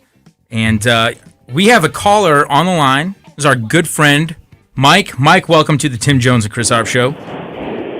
Thank you, Paul. At first I was thinking, well, neither one of them are there. Is this the pickup or the B team? And then you might really throw the two of them for a loop by hanging up placards around the studio referring to the new Paul and Susie afternoon show. Give them a nice little welcome present when they come back. There you go. That would be great. All right, hey Mike, you're going to be competing against Katie, Stell, and Susie. Are you ready to go? I am ready. Okay, this is the Bee or Not the Bee. So for the audience listening, this is what we're going to do. We're going to read some headlines. They will be from the Babylon Bee, fake news you can trust. So they are fake satire headlines. But I'm also going to read some real headlines that you might think are fake. So you have to decide whether it's the Bee or not the Bee. All right, Katie, we're going to start with you. Okay. All right, headline is Trump makes appearance in Orange Lives Matter shirt. That has got to be the Bee. I say it's the Bee. All right, Stell? I agree, the Bee. Susie? The Bee. Mike? It's the Bee. All right, congratulations. That is the Babylon Bee. I'm not really actually good at this game, so I'm very surprised. Good job, Katie. Thank you. All right, rolling into headline number 2. California is sending out $1,050 payments to residents to fight inflation. California sends out $1,050 payments to residents to fight inflation. Is that a real headline or a fake headline? This time we'll start with you, Stell. You know, if it was Tennessee, I would say the Bee, but I'm guessing because you said California, I'm going to say it's a real headline. Okay. Susie? Not the Bee. Oh, man. That's a lot of money. I'm going to say not the Bee. I'm going to go with the two people in the room. Okay. Mike? That is definitely not the Bee. Definitely not the Bee. Congratulations so far. Everybody is doing great. Nice. That's so stupid. Oh, my gosh. It's California. It's California, yeah. All right. Headline number 3. Joe Biden awkwardly backs away from reporters asking questions. Susie, is that the Bee or not the Bee? That's every day that ends in Y. Not the Bee. Mike, what do you think? I think that one's the Bee. All right. Katie? Can you read it one more time? Joe Biden awkwardly backs away from reporters asking questions. That's really difficult because that is so true, but it's so funny, and I don't feel like mainstream media can be that funny. So I'm going to say the Bee. Stell, where are you at? This is one of those where... Oh, yeah, toss up. Yeah, satire becomes truth. I'm going to say not the Bee. That is not the Bee. That is a real... No! It's real. And if you go to paulkurtman.com, scroll down to Radio 72, you can find that headline. There is a hilarious video of reporters asking questions where Joe Biden, he just starts slowly backing up. That is crazy that's a headline. My gosh. You got to see the video. It's a video. You can find that at paulkurtman.com. I'm sorry, before you move on, though, but they weren't meaning it to be satire, right? They were meaning this to be a very real, serious headline when they were writing that. I'm sure. This is a real headline. It wasn't supposed to be funny. They weren't haha, Biden was... This is not the Babylon Bee. That is a real headline. That is so crazy. That's attached to a video that you can actually watch. Okay. All right, here is headline number 4. A rogue lumberjack is blitzing through the woods near Portland, cutting down random trees for no reason. We're going to start with you, Mike. Is that the Bee or not the Bee? A rogue lumberjack is blitzing through the woods near Portland, cutting down trees for no reason. That is not the Bee. All right. Katie? I'm going to say the Bee.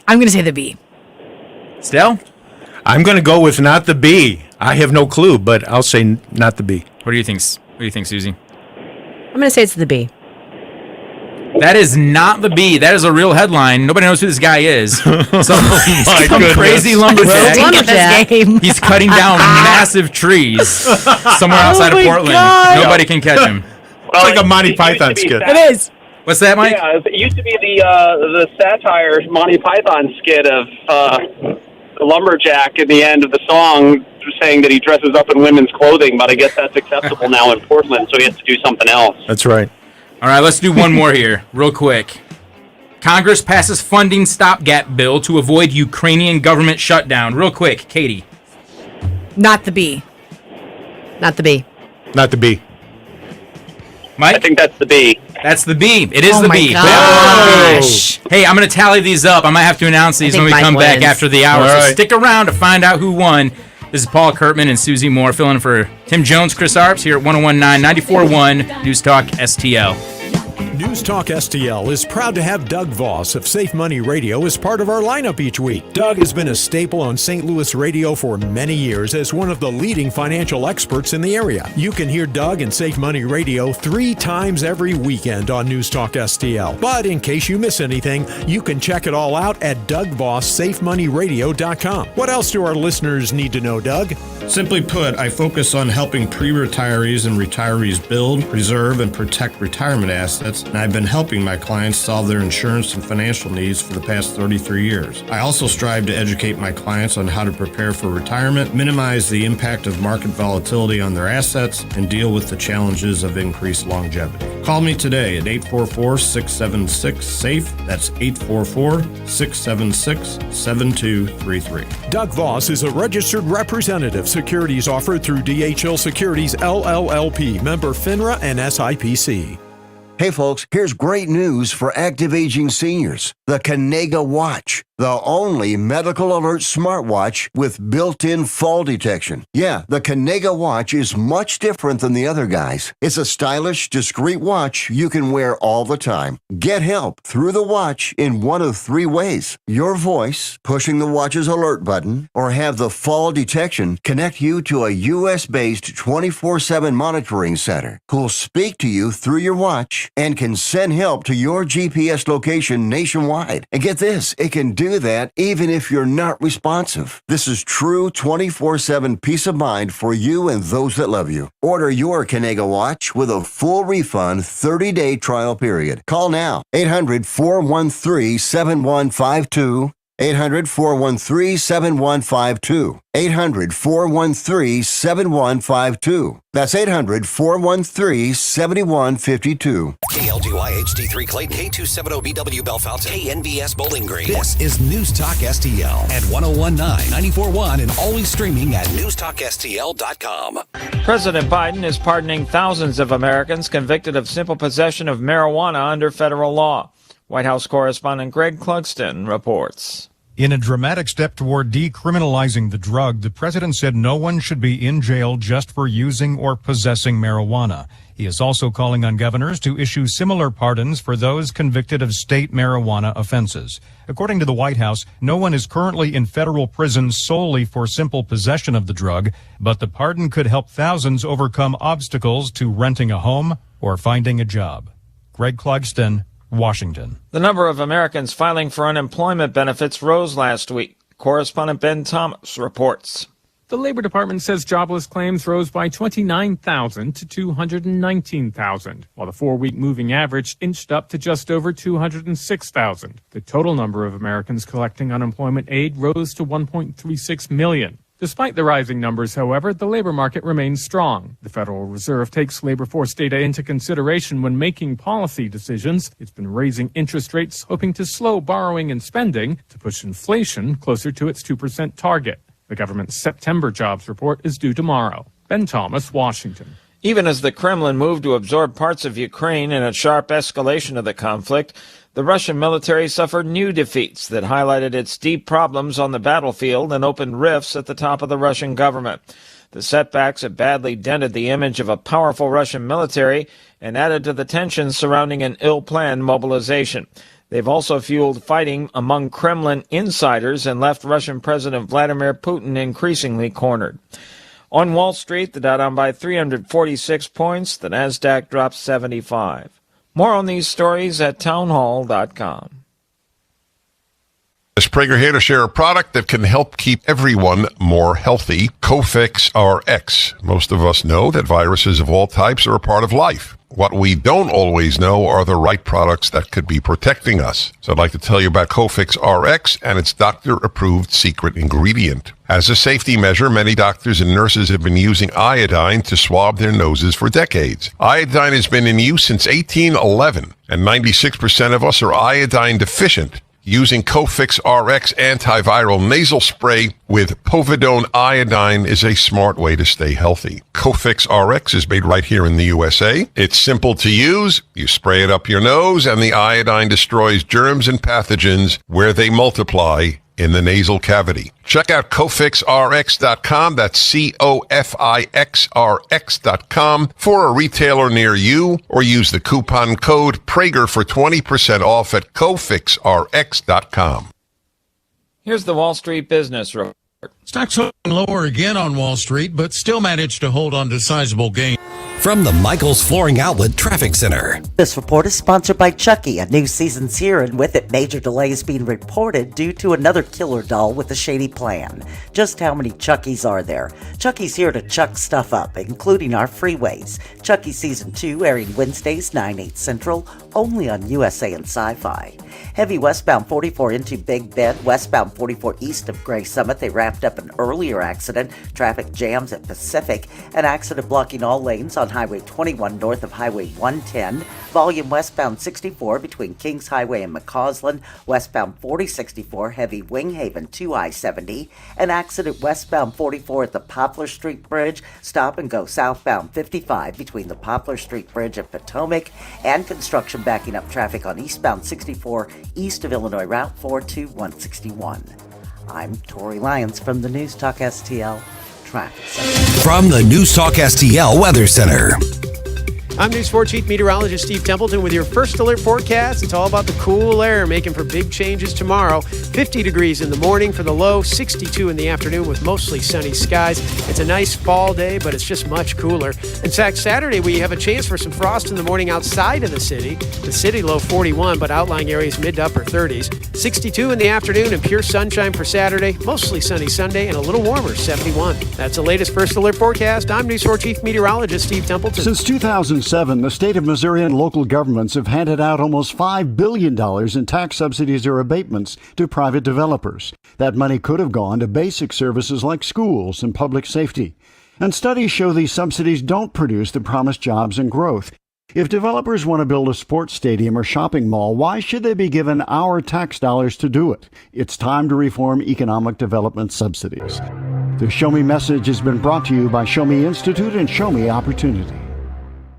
Summer means you're constantly on the go, so let Steph's Pizza make mealtime simple and good. Dine in, pick up, delivery, even DoorDash. Steph's Pizza is known for great pizza, but they also have pasta and more. With 4 locations in St. Peter's on Jungerman, on Elm at 370 in Zumbell, on Winghaven Boulevard right next to MasterCard, and in the Chesterfield Valley on Long Road. Check them out at Steph'sPizza.com and simplify your summer meals. St. Louis's new choice for conservative talk. I think they're trying to attack the American people. Live and local. Gabe, Mike, Ken, you guys are my morning cup of mental coffee. I love the show. Definitely a convert from the old one. This is News Talk STL. Tim Jones and Chris Arps in the afternoon. The 9 most terrifying words in the English language are, I'm from the government and I'm here to help. The more you remove voting from Election Day, the more opportunity you're offering for people to commit fraud. Are you not entertained? Are you not entertained? I think the Democrats are so short-sighted in this tactic they have now to just cheat at any cost to win elections. You're a lying dog-faced pony soldier. You said you were, but now you got to be honest. I'm going to be honest with you. What are we doing wrong here? As a former leader in the House, I think you can put your finger on it. It's called leadership. We don't have it. Tim Jones and Chris Arps. OPEC does. He asked them to increase production. They decided to decrease it. And now gas prices back home may start rising at a terrible time for him politically. But as international politics get tricky, the president has a surprising kind word for domestic rival Ron DeSantis. I think he's done a good job. The president says no one F's with a Biden. No one But it appears OPEC Plus has done just that. The group of oil-producing nations agreeing to cut oil production by 2 million barrels per day. It's a short-sighted decision, which could make inflation in America worse. America is going to be paying sharply higher prices for everything oil-related, while giving Russia a way to minimize the impact of global sanctions. It's clear that OPEC Plus is aligning with Russia with today's announcement. The president of the U.S. Oil and Gas Association says the White House has one option left. It's the one they should have never turned away from in the first place: the U.S. oil and gas industry and its workers. Life comes at you pretty fast. White House officials argue this proves them right. Fossil fuels aren't the future. We absolutely do agree that we need to be less dependent on OPEC Plus and foreign producers of resources like oil. But in the present, there's confusion about what the White House will do, since we were told 180 million barrels already ordered out of the Strategic Petroleum Reserve, or SPR, would be it. Just yesterday. We're not considering new releases from the Strategic Petroleum Reserve beyond the 180 million. Today, in a reversal, the White House says the president will continue to direct SPR releases as appropriate to protect American consumers and promote energy security. So there you have it. Biden administration trying to figure out exactly how they're going to handle the fact that OPEC is going to be slashing production of oil. Good afternoon. This is Paul Kurtman and Susie Moore in the studio today, filling in for Tim Jones and Chris Arps here at News Talk STL. And Susie, what do you make of this? What do you make of the fact that Joe Biden's big plan at the very beginning of all this was to release oil from the strategic oil reserves, and now that OPEC is saying they're going to continue to slash production, he's just kind of flip-flopping on the issue. Like just Tuesday he was saying we're not, and now he's saying yes we are going to continue to release strategic oil. I think it's maddening because when he took office, we were energy independent, and we gave that away basically. And now we are beholden to foreign countries that may not have our best interests at heart. OPEC may not have our best interests at heart. So we're begging them for more oil, and they're saying, no, we're going to reduce it. And we're talking about maybe easing up sanctions on Venezuela to ask them for oil when we had that here. And you can say all you want about alternative energy. I'm all for finding more and better alternative energy sources, but you can't cut off the supply of what you're using to get there. You've got to ease yourself into it. And we're going about it backwards, is the way I look at it. Yeah, and let's remember what the word alternative means. It means it's opening the door up to other choices. But it seems like this administration, like this is transitional. Remember, this is all the language we're hearing about. This is transitional to get us to a greener economy, to get us to these green, sustainable energy sources.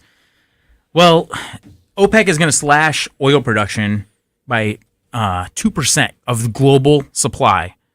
That is a lot of oil. That's a lot of oil. 2 million barrels a day. That's a lot. 2 million barrels a day, amounting to 2% of the global consumption. Right. Right? And so now that it's just so happens to be coming now, I mean, we're a month away from the midterm elections. This is the worst thing that could happen to President Biden, because between now and election day, gas prices are just going to continue to climb. And like we had, we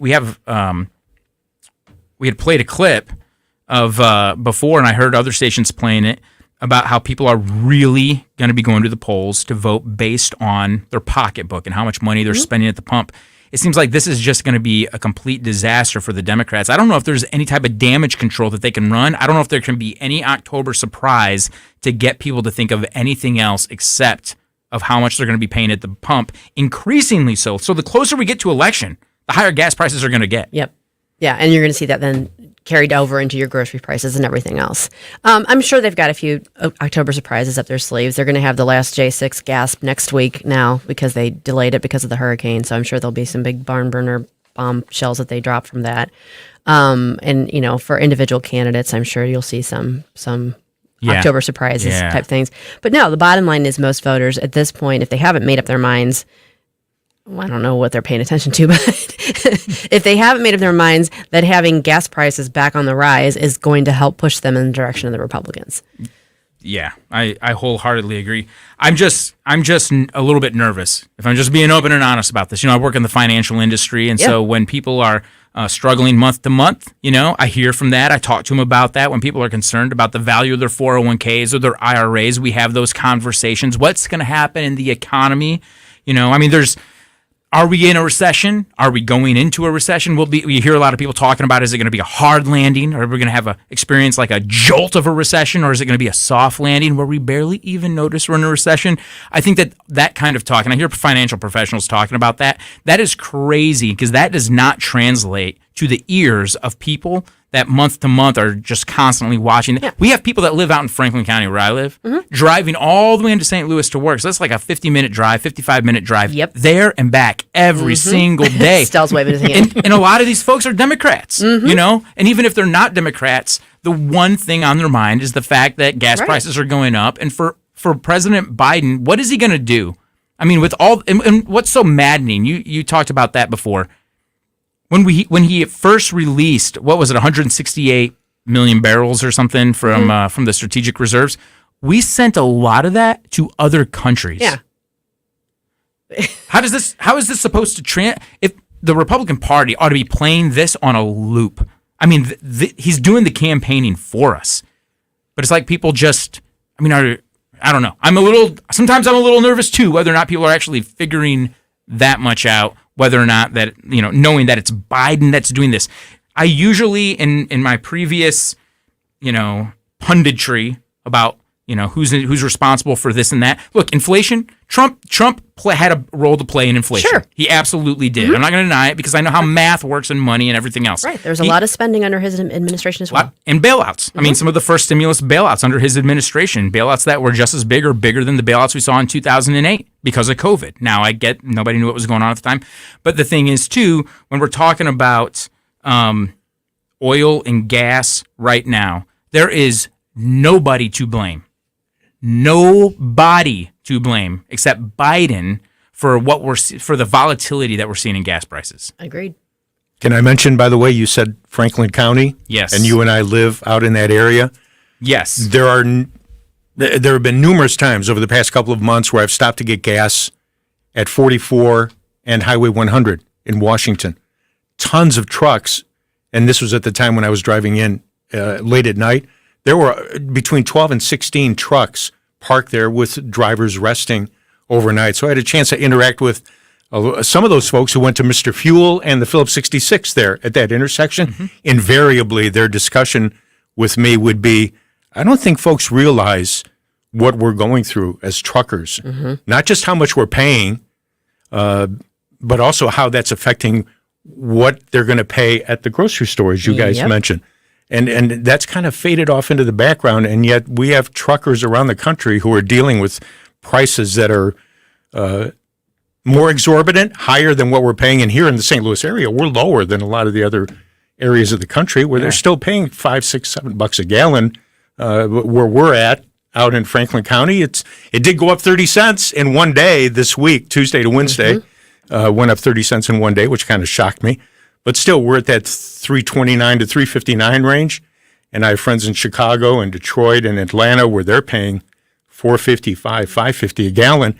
We kind of don't sense it here, I don't think, as much as other folks do. So I'm just saying that truckers and some other folks are going through a really hard time. Yeah, and you and Susie bring up a really good point. A lot of these costs are being passed right on to the consumer. So there's inflation just on the product side, but because of the cost of transporting goods from the ships to the shelves, a lot of this gas that they're having to pay for, the diesel and everything else they're having to pay for, they're just passing along those costs to the consumer also. And they kind of need to if they want to keep people employed. Right. I mean, it's all connected. And I just don't understand. Like, if you were trying to make things hard for the citizens of the United States, if you were trying to screw up our economy, what would you be doing differently?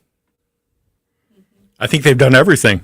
I mean, I really have trouble believing that there's an intentional desire to screw things up, but it's hard for me to figure out what you'd be doing differently.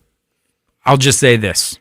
Now, I'm not an expert on world history. I got a graduate degree in ancient and classical history, so I've studied, In fact, I wrote my graduate thesis on I'm gonna see if I can get this title right. You know how these titles are long. Oh yeah. It's an analysis and the development of free market economics throughout the history of the Roman Empire as analyzed through the lens of Adam Smith's Wealth of Nations. Wow. Katie's like, whoa. Now that would keep me up at night. Yeah, I don't know. It might put you straight to sleep too. I don't know. But one thing that I was able to observe is like throughout history, when people have if you have an ideology bent on authority or authoritarianism, the economy is the first thing that begins to spin out of control. And a lot of times what you see throughout history is them using that to justify even grabbing more power, and then your civil liberties go after that. And it's not all. I wouldn't say that it's all done by accident. There are people who have seen this as a playbook to get more authority and then stay in power for a long time. And I'm not trying to say like that's happening here, but what I'm trying to say is the left, the idea of authoritarianism, the idea of the government needs to have more control has never ended well in history. Nope. And a lot of times it's intertwined so well with what's happening in the economy, and people begin to feel it in their pocketbook. That's exactly right. And when you don't have that economic independence, you have less freedom, you have less liberty, because you do start becoming dependent on the system to get you through. Yeah. Yeah. That's exactly right.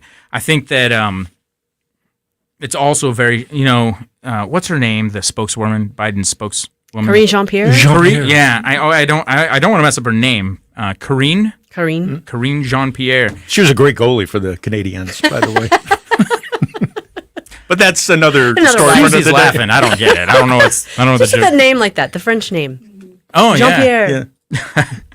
She said in this clip, that it was short-sighted for OPEC to slash production by 2%. It's not short-sighted. They have a plan. They know what they're doing. For the Biden administration to say that OPEC just doesn't know what they're doing, I think it completely speaks to how out of touch with reality the Biden administration is. It's kind of like this. If we're going to release oil from the strategic oil reserves, Biden is saying that we're going to do this. It's going to help lower the cost of fuel. And I don't really know if there's a way to actually measure that, but I do know that studies have come out over the last couple months that say one of the reasons gas prices did come down is because when they were so high, people tried to find a way to use less gas. Sure. The demand went down. Yeah, they start carpooling. Yeah. They do things that ultimately kind of take them out of the competition for purchasing fuel. And so gas prices will begin to come down a little bit. And that was something that was reported on in August and throughout a few months there in the beginning of September. For her to say, though, that it's short-sighted for OPEC, as if they don't know what they're doing, all OPEC had to do when we originally released some of the strategic oil, all they had to do was say, well, we're going to cut our supply, so it doesn't matter if you strategically release oil. We're still going to have the same amount out there. You're still going to have the same amount that you can compete for. Nothing's going to happen with oil. Right. OPEC could do this right now and wreak havoc, A, on the Democrats, but B, on America in general, if they decided to slash it even more. The fact that we are so dependent, the fact that President Biden has to go overseas and grovel at some of these princes and whoever else trying to get, and then come back. Did you see this? He came back and said, oh, no, my trips overseas, my conversations, it wasn't about oil. That's all it was about. And that's all that they were even saying that it was about before. But now that it didn't go his way, story changes. It wasn't really about oil to begin with. Are you saying Joe tells tall tales? He does. He does tell tall tales. And speaking of wrecking havoc, I'm going to throw this out there. They're a cartel. OPEC is a cartel. It's been there. It's been that way since '72.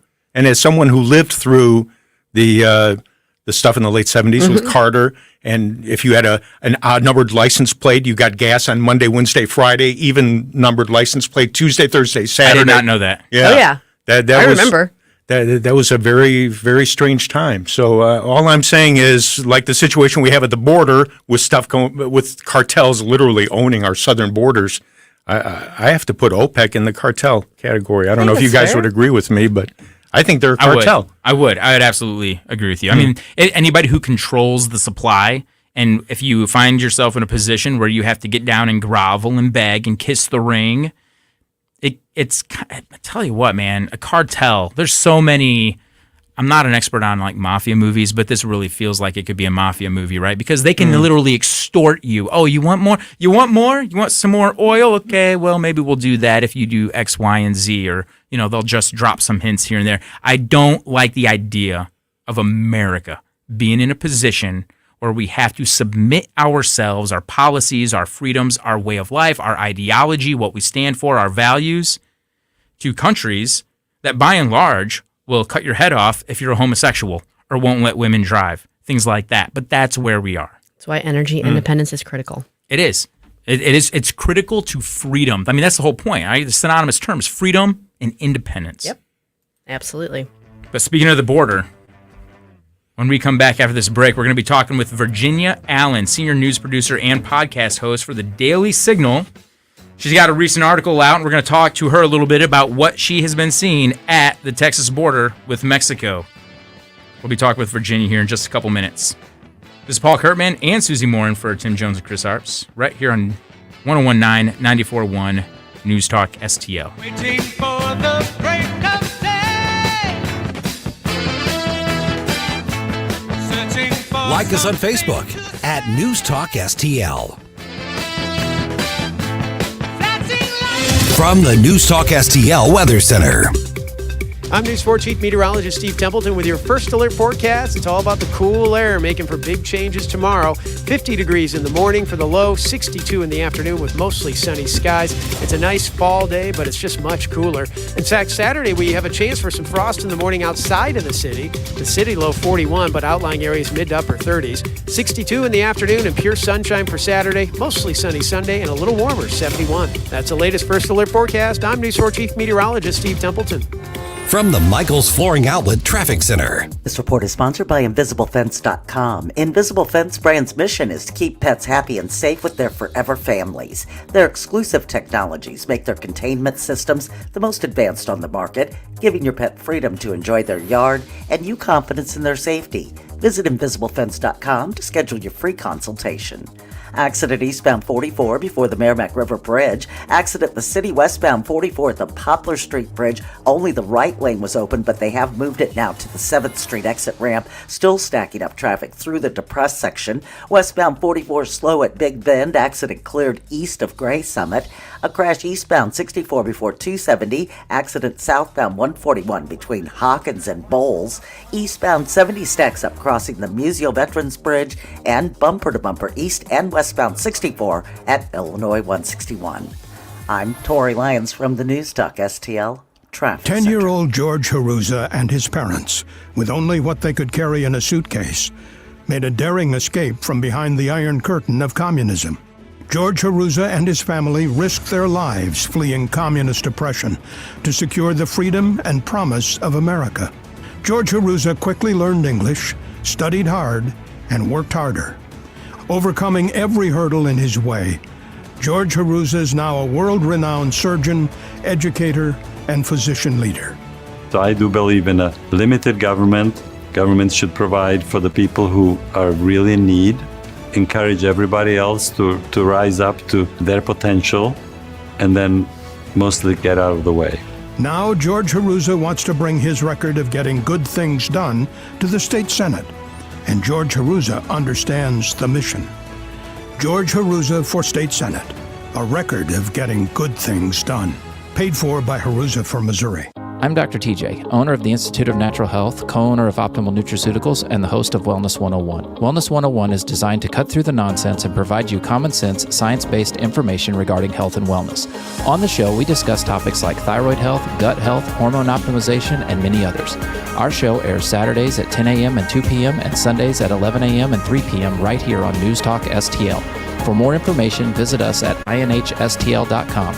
That's inhstl.com. From home improvement to replacement, do-it-yourself electrical projects can be shocking. That's where Grasser Electric can help. They've been lighting up St. Louis for years. From ceiling fans and dimmer switches to repair or replacing your electric. No job is too big or too small for your home or business. Grasser Electric will even install emergency backup generators. So call Grasser Electric today before the sparks start to fly. 636-441-5200 or go to grasserelectric.com.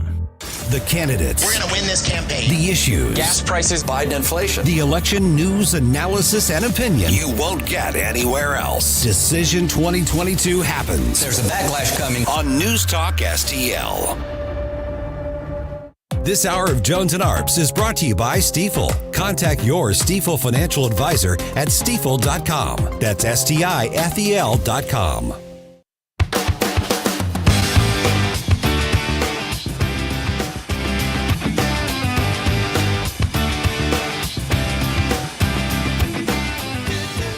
And welcome back to the Tim Jones and Chris Arps Show. This is Paul Kirkman and Susie Moore filling in for Tim and Chris.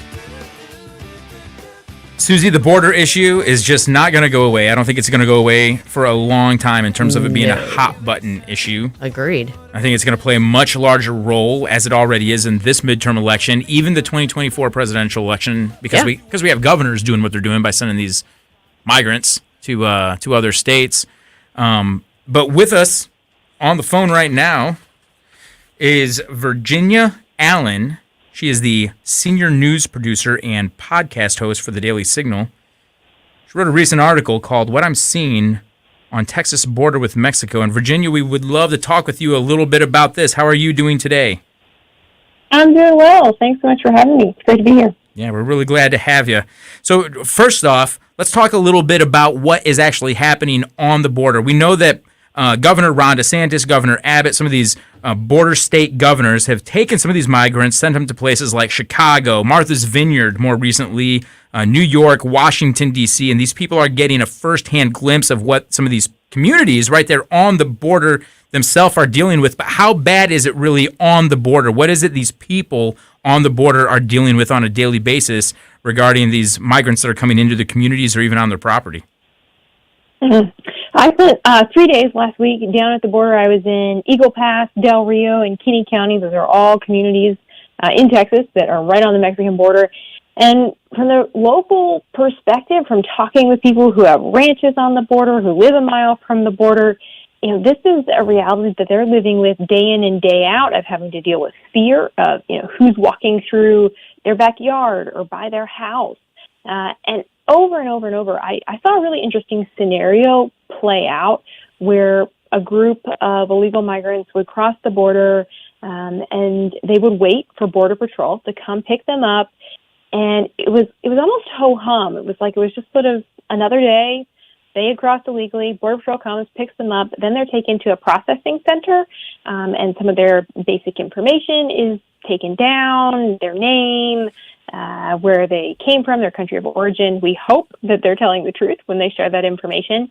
And then, that process can take anywhere from a few hours to a few days. And then ultimately they end up on a bus or an airplane, and they're taken somewhere within the interior of the United States. And, you bring up both Governor Abbott and Governor DeSantis. And, of course, what those governors are doing in sending busloads of migrants to, cities like New York or Martha's Vineyard, that is, yes, it's a political statement, but it's also practical, right? Because one city, one community can't handle all of these migrants. There has to be a spreading out of the numbers because, gosh, just this fiscal year, Border Patrol has encountered more than 2 million illegal aliens. Those numbers are just growing.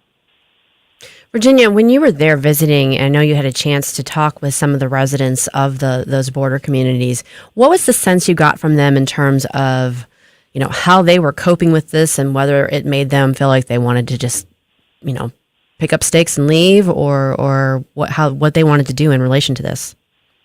Yeah, I think they're tired. In many ways, they've become a little bit numb to the situation because they're dealing with it day in and day out. But I asked several people that. I said, why not just leave? Why not just pack up and go? But for so many of these folks, this is home. The woman I spoke to in Del Rio, who lives a mile from the border, Esther Chapoy, she said that her family's owned the land that she has lived on for a long time, and she doesn't want to leave, so she's going to stay and fight. So in order to feel safe in her own home, she's put up lights outside. She put a fence through her backyard. She got a guard dog. I spoke with another woman who runs a ranch with her husband in Valverde County. 16,000-acre ranch. She says she knows that there are illegal aliens crossing through her property all the time. She's found discarded clothing from illegal migrants. She recently found a pool floaty that had been used to cross the water and had been discarded on her property. And she carries a gun now everywhere she goes on her land because she says she's just never really sure what she might encounter when she's out on the ranch. Virginia, you write something in this recent article. You say two types of illegal immigrants crossed the border from Mexico into Texas. Val Verde County Sheriff Joe Frank Martinez told the Daily Signal. And then he says this: those that want to get caught and those that don't. Can you speak to that a little bit? Because what I've always been hearing from the left is people, they're all coming here for a better way of life. Why would somebody want to get caught? Right. So, like you say, there are folks who are coming across the border because they want a better life. These are people that are claiming asylum, and they know under the policies of the Biden administration that if they come across, they claim asylum. And, you know, if they're not criminals, if they don't have a record, then they're just going to be released into the United States. They're going to be asked to show up for an asylum hearing. Whether they do or not is a totally different story. Some estimate that as many as 80% of legal aliens don't show up for their asylum hearings. And then you have the illegal aliens that don't want to be caught by Border Patrol. These are the drug smugglers, human smugglers, human traffickers, folks that have a criminal record. They want to avoid law enforcement, and these are bad actors. They're often crossing in the middle of the night. They have ill intentions, and they are putting Americans at risk. And they're also the same people that are taking advantage, often the same people that are taking advantage of the illegal aliens who are coming here because they want a better life. They're exploiting those people. We know that there are about 30% of the women who make that trek to cross the border illegally are sexually assaulted during that journey. And many also just simply don't make it. They die along the way from heat exhaustion, from lack of water. Many drowned in the Rio Grande River. And as I was sitting with that same sheriff, Sheriff Martinez, he has a binder on his desk of just pictures of illegal migrants who have been found in Val Verde County who did pass away. Maybe they drowned in the river or attacked. And it's so sobering to look at those images. He showed me a picture of a woman who was pregnant with twins and who drowned in the Rio Grande. And this is such a human tragedy, and yet the Biden administration just seems to be looking the other way.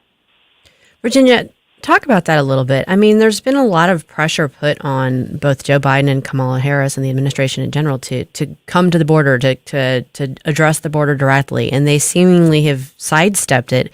Do you get any sense that other than continuing to just kind of hold up their hands and say we don't really know what else to do, the administration is going to take any measures to try and stem the tide of this flow of immigrants? I like to be an optimist, so I would love to say, I think that things might get to a tipping point where they realize, these policies aren't good for Americans, they're not good for the illegal migrants, and they might change things. Unfortunately, I think that by judging by what they've done so far, by their continual, really facilitation, I would call it, of illegal immigration, I mean, they really have created a system that fosters illegal immigration with their policies. And so I would love to say, I think they're going to change things, they're going to correct it.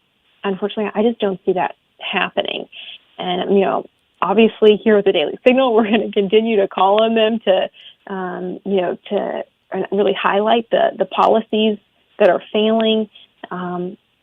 But my hope is that, maybe they would take a trip down to the border and actually see it themselves, because even for myself, I've been hearing about the crisis at the southern border for years, but it is really different to go down and see it with your own eyes. So I think it's really telling that Biden hasn't been down to the border. Kamala Harris really hasn't been down to the border either. She kind of went to the area. But they're not willing to look at the situation firsthand because, honestly, down deep, I think they know it's probably pretty bad. And they don't want to stare that in the face and be held accountable for their actions. One thing that you mentioned, Virginia, to your point of we have a system that incentivizes this. I'm not, I wasn't really so sure about so much of the process, what happens with somebody who crosses the border illegally and when they get picked up. You say in your article, from the processing center, they likely would be delivered to a nonprofit that would pay for a bus ticket for them to travel into the interior of the U.S. I think, just from my experience as a state legislator, knowing how nonprofits interact with the government, this kind of caught my attention because they say they're nonprofits, but nonprofits have to get money from somewhere, and a lot of times nonprofits doing work for the government just get government money.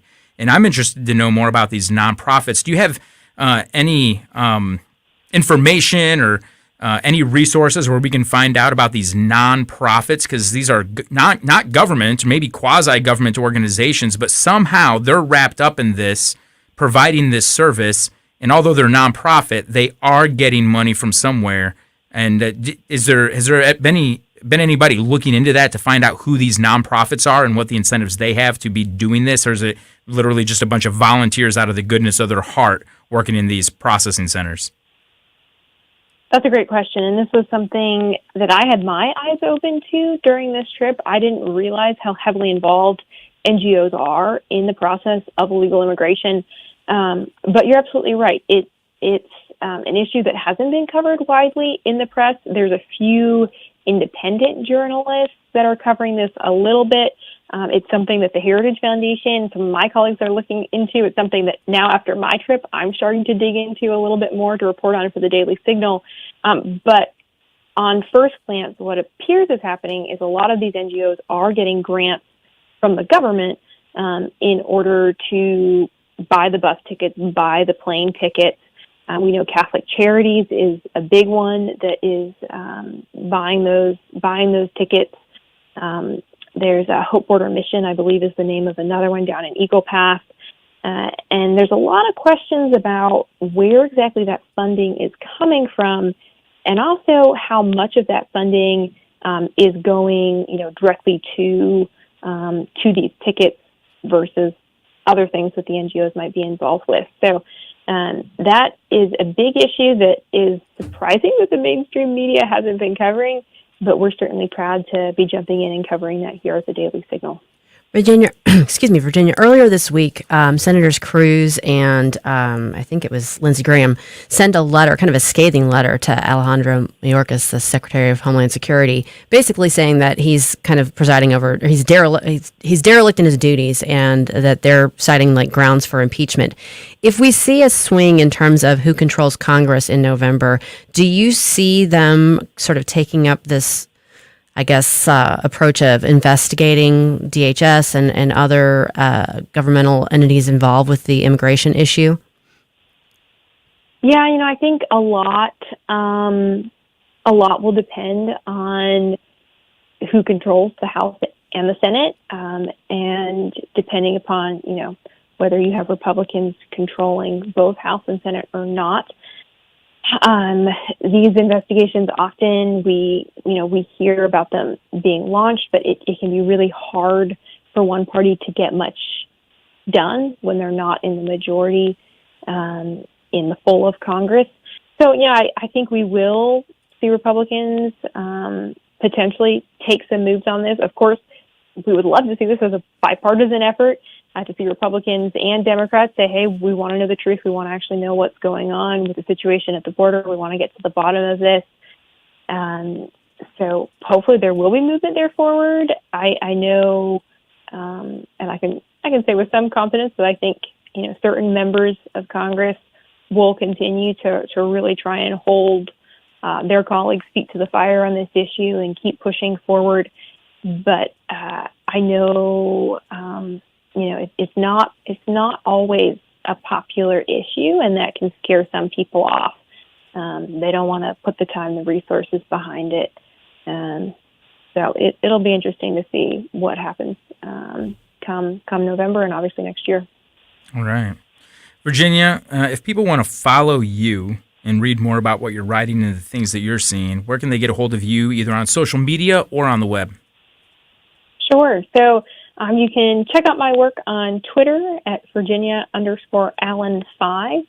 And you can also just look up dailysignal.com and find all of my reporting there. And then if you want to check out the podcast, you can look up the Daily Signal podcast. It's a daily show. And then Problematic Women comes out every Thursday. And both of those shows can be found wherever you get your podcasts. All right. Sounds good. Virginia, we really appreciate you joining us this afternoon to talk about this issue. And look forward to hearing more from you and reading more of the things that you're writing. Great to be with you all. Thanks for having me. Thanks, Virginia. Bye. You know, I'm going to look into if the Heritage Foundation is doing any work on those nonprofits. The nonprofits is where you're going to find a lot of corruption. Oh, yeah. Because they will get money to buy bus tickets, but they'll also get money to pay themselves and send out other payments. We need to have audits of things like that. Speaking of audits. I know where you're going. Tell me about this article that you saw about the St. Louis County auditor. Oh, we want to do it now? Yeah, we just got a minute or two before we come back, but go ahead. So all I can say is I saw the headline. So Okay. I haven't had a chance to read the article, but there's a headline out of the Post-Dispatch that says the St. Louis County auditor conducted one audit last year and then gave herself a raise. So this county auditor is the reason. She's the kind of government employee that you want to hire auditors to audit. One audit in a year, then gave herself a raise. Yeah. And it was a substantial raise, too. I saw the figures. We're talking thousands and thousands of dollars. Nice. Wonderful. St. Louis County government at work. Remember that when you go to the polls in November, people. All right. We're going to come back. We'll lighten it up here a little bit in the final segment of the hour here on the Tim Jones and Chris Arps Show. This is Paul Kirkman and Susie Moore filling in for Tim and Chris. We'll be back here in just a couple minutes. 1019-941 News Talk STL.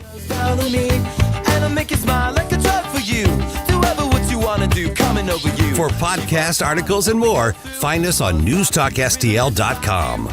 Do you know who the greatest propagator of disinformation in the history of the world is? The U.S. government.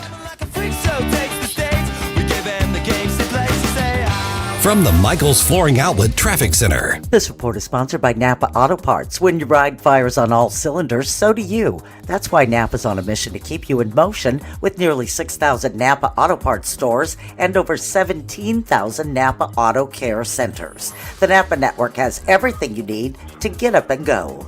Accident blocking the right lane eastbound 64 before 270. There's a crash southbound 141 between Hawkins and Bowles. There looks like it's in the final clearing stages. Earlier accident westbound 44 at the Poplar Street Bridge. Slow westbound 44 between Laclede Station and Big Bend. And heavy volume southbound 55 between the Poplar Street Bridge and Bates. Accident northbound 270 ramp to McDonald. Pockets southbound 270 between Page and Manchester. You're jammed eastbound 70 crossing the Museo Veterans Bridge. And solid delays east and westbound 64 at Illinois 161. I'm Tori Lyons from the News Talk STL Traffic Center. From the News Talk STL Weather Center. I'm News 4 Chief Meteorologist Steve Templeton with your first alert forecast. It's all about the cool air making for big changes tomorrow. 50 degrees in the morning for the low, 62 in the afternoon with mostly sunny skies. It's a nice fall day, but it's just much cooler.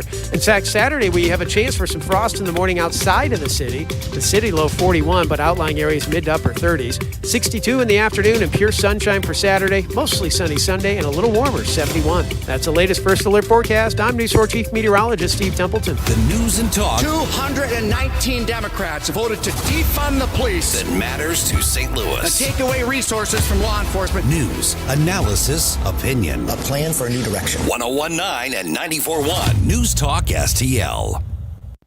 Tony Colombo here for our family dentist, Dr. Matt Boscia at New Creation Dental Care, a one-stop solution for all your family's dental needs, and I really mean all your dental needs. Dr. Boscia focuses on utilizing the latest technology to pass along the benefits and huge number of services to his patients, which saves you time, money, and reduces discomfort in many cases.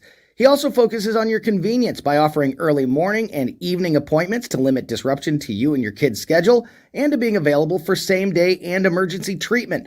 A broken or infected tooth can shut down your entire life, and that's why Dr. Boscia can usually treat you the same day you call about an issue, right there in the office without you having to be referred or make additional appointments with a specialist. In almost every case, Dr. Boscia is the only dental professional you need, and that's why Christine and I trust him with our family. Learn about all those great services and see if he's right for your family by visiting newcreationdentalcare.com. That's newcreationdentalcare.com. EpicStore.com. Stay top of mind with your customers, stand out from the competition, and drive productivity with a podcast for your business from Epic STL Podcasts. Log on to newstalkstl.com and click on the Epic STL Podcast button to learn more. Columbo and Katie. Missouri Secretary of State Jay Ashcroft, would you be able to publicly state for the record that Tony Colombo is your favorite Italian on News Talk STL? Tony, I love you, but you can't hold a candle to your co-host there. All right, but am I better than Vic at least? I want to just be better than Vic Porcelli. They want to win your mind and your heart over. That's what they want from you, Mr. Secretary. Tony Colombo, Katie Fitzpatrick. Weekdays at 2 on News Talk STL. Are you downright disgusted with the corruption of our Democratic leadership at St. Louis City Hall that's been reported in the news? Hi, this is Mary Teresa McLean, Chair of the Republican Party City of St. Louis. If you want to put our city that we all love back on track, you must get involved. If you're ready to be part of the solution, we invite you. Come and meet us. Learn more at stlouisrepublicans.com. Paid for by St. Louis City Republican PAC. Curtis Farber, Treasurer. Mike Ferguson in the morning. On Friday's program, I'll tell you about some big plans developers have for a part of St. Louis, but the catch is taxpayers would be on the hook for a lot of it. Mornings starting at 5:30 on News Talk STL. This hour of Jones and Arps is brought to you by Stifel. Contact your Stifel financial advisor at stifel.com. That's STIFEL.com.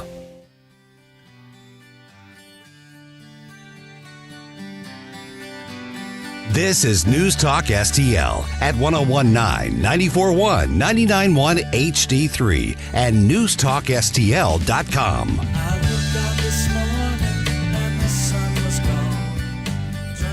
And welcome back, everybody, to the Tim Jones and Chris Arps show. Paul Kurtman and Susie Moore filling in for Tim and Chris.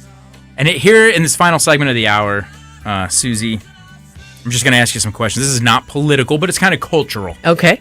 All right. And Stell, you can weigh in on this too. I'm kind of curious what you have to say about this. I didn't bring this up. You guys probably don't have a clue what I'm about to talk about. No. Okay. Anxious to see. Don't get nervous. It's this. 10 outdated. So this is from Etiquette School of America. Okay. 10 outdated etiquette rules you no longer want to use. All right. Now, I want to bring this up because I'm reading through these and I'm like, well, wait a minute. I'm still doing like almost all of these. I find that so hard to believe. Well, here's the first one.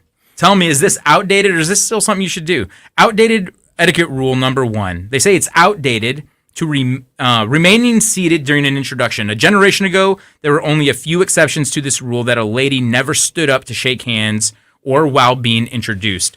As women, would you say that this is something that's okay to do, remain seated if someone walks up to you and you're sitting down and they introduce you?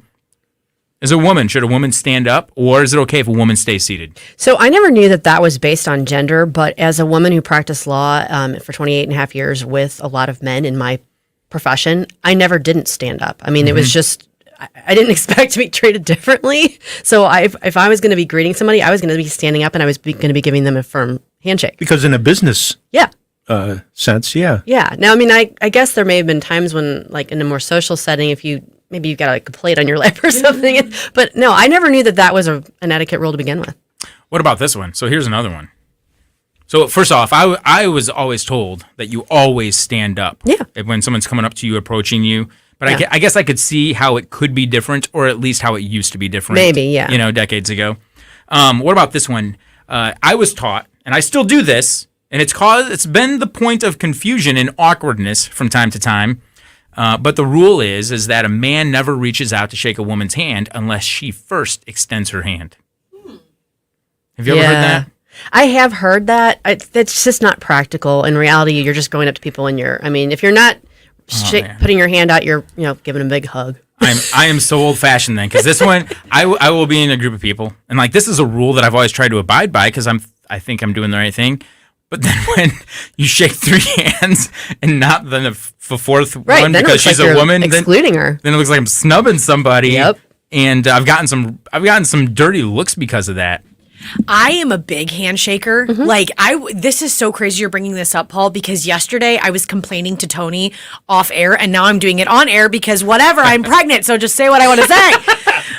Free reign. I think if a woman has a flimsy handshake, this value is not the right word, but they go down in my book. Or there's a lot of people my age that don't know what a good handshake can do and what it means when you greet somebody.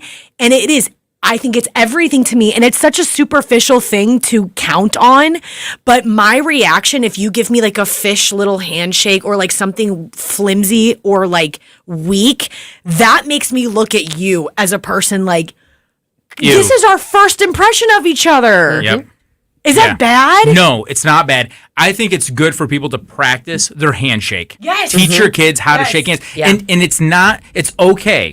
If you go to shake someone's hand, sometimes you shake someone's hand and they accidentally just grab the tips of your fingers. Yeah. And you feel like, oh my goodness, I feel like I just made a terrible first impression. It is okay to say, wait a minute, let me do that again, and shake their hand the right way. If you stop and say, hold on, listen, let me get that right, they will think better of you than if you just kind of fake it and just let them, wiggle your pinky or something. Hi there, Katie. Look, they're shaking hands. That's a good handshake. That's a good shake. There's nothing worse, though, than getting your hand crushed in someone who kind of overdoes it against your ring. What about this? Oh, yeah. You don't go too far and squeeze. Yeah, no, that's bad. What about this? Now, I have met 2 men, maybe 3, over the last 10 years, as my wife and I would get around, talk to people, meet people. There are still some men out there who will kiss a woman's hand. Katie is just the imagery or the thought. Just if it's unironically, then I want no part of it. If it's somebody kind of jokingly doing it, just kind of to horse around, I can kind of go with it. But like a half bow, very serious. Or if it's Pierce Brosnan? No! Is he wearing a tuxedo? Maybe. I just think that is one of that is the most outdated we can go. Like, we're talking about the 1800s here. Do not come up to me and our first time meeting, you bow and then gently kiss my hand. I'd be like, there's a word that makes me think of that I'm not going to say on air. Get out of here. Okay. I'll tell you off air. Here's another one. It says here, men no longer have to enter the back seat of a cab or Uber first. Now, I'll tell you, if I was in the military, in the Marines, we had an order by which, based on your rank, you would enter a vehicle. Okay. Now, I would always have assumed that you would hold the door for a lady and let her enter first. I don't know where this comes from that a man would get in first. That seems dangerous. What is it dangerous? Are you thinking the cab might be dangerous? So that you're scouting the territory first? What? How can you win here? The street's dangerous. The cab's dangerous. I feel like if the man gets in first, it's kind of like... I think you just go whoever's closest. I think if the man gets in first, that's the same kind of guy that leaves the women and children on the Titanic and jumps in the... That's what I would think. But wouldn't the man normally be opening the door for the woman? That's what I would think. Yeah. So it just... Yeah. That's weird. Okay. Okay, I haven't read this one, but I'll go ahead and read this one. We no longer need to call other adults who are approximately our same age by Mr. or Miss and their last name until they ask us to call them by their first name. In Germany, you have to I've heard that you have to, if you want to get on a first name basis with somebody, you have a meeting, you have coffee, it's very formal, and then you decide, are we good to call each other by our first name? Like, it's a real formal way to take a close step closer in your relationship. But here, I mean, what do you think? You call people Mr. or Miss? Well, I would say my instinct is usually to go with the first name as they're introduced. I'm John, I'm Susan, whatever. And the rare times when someone addresses me by my last name, I'm like, oh, you can call me Susie. I mean, so it seems very formal. Now, there are parents of friends that I still address by their last names because I grew up addressing them that way. Or, certain, I don't know. More often than not, I go with the first name. Okay. One that strikes me a little odd is in my previous employment situation, there were certain individuals who would call me sir all the time. And just call me Stell. I don't know. Why are you saying, hello, sir? Sir, it just sounds... Hello, ma'am. Well, not ma'am to me, but, I would hear that individual use ma'am with other folks. It's okay. You can relax and use a first name. Yeah. Thoughts on this, Katie?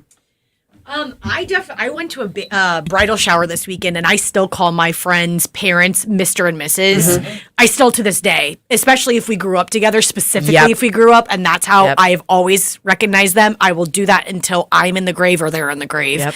But I'm definitely someone that introduces myself with my first. I want people to feel as comfortable with me as possible. And in that instance, if you're trying to build that atmosphere, I would always just be like, you can call me Katie. Yeah. Although no one is going to call me Mrs. Fitzpatrick, I don't think, ever. My kids will. Yes, I teach my children to call people Mr. and Mrs. Smart. And if they're close friends of mine, sometimes, hey, this is Mr. I have a friend of mine named Jose. This is Mr. Jose. So my friends will learn that, you know. Here's one that I did not know was ever even a rule. But we're all being informed. You no longer have to return a dish full of food when you've been gifted food. Oh. If somebody ever gifted me food, I would never give them the dish a back. Thank you.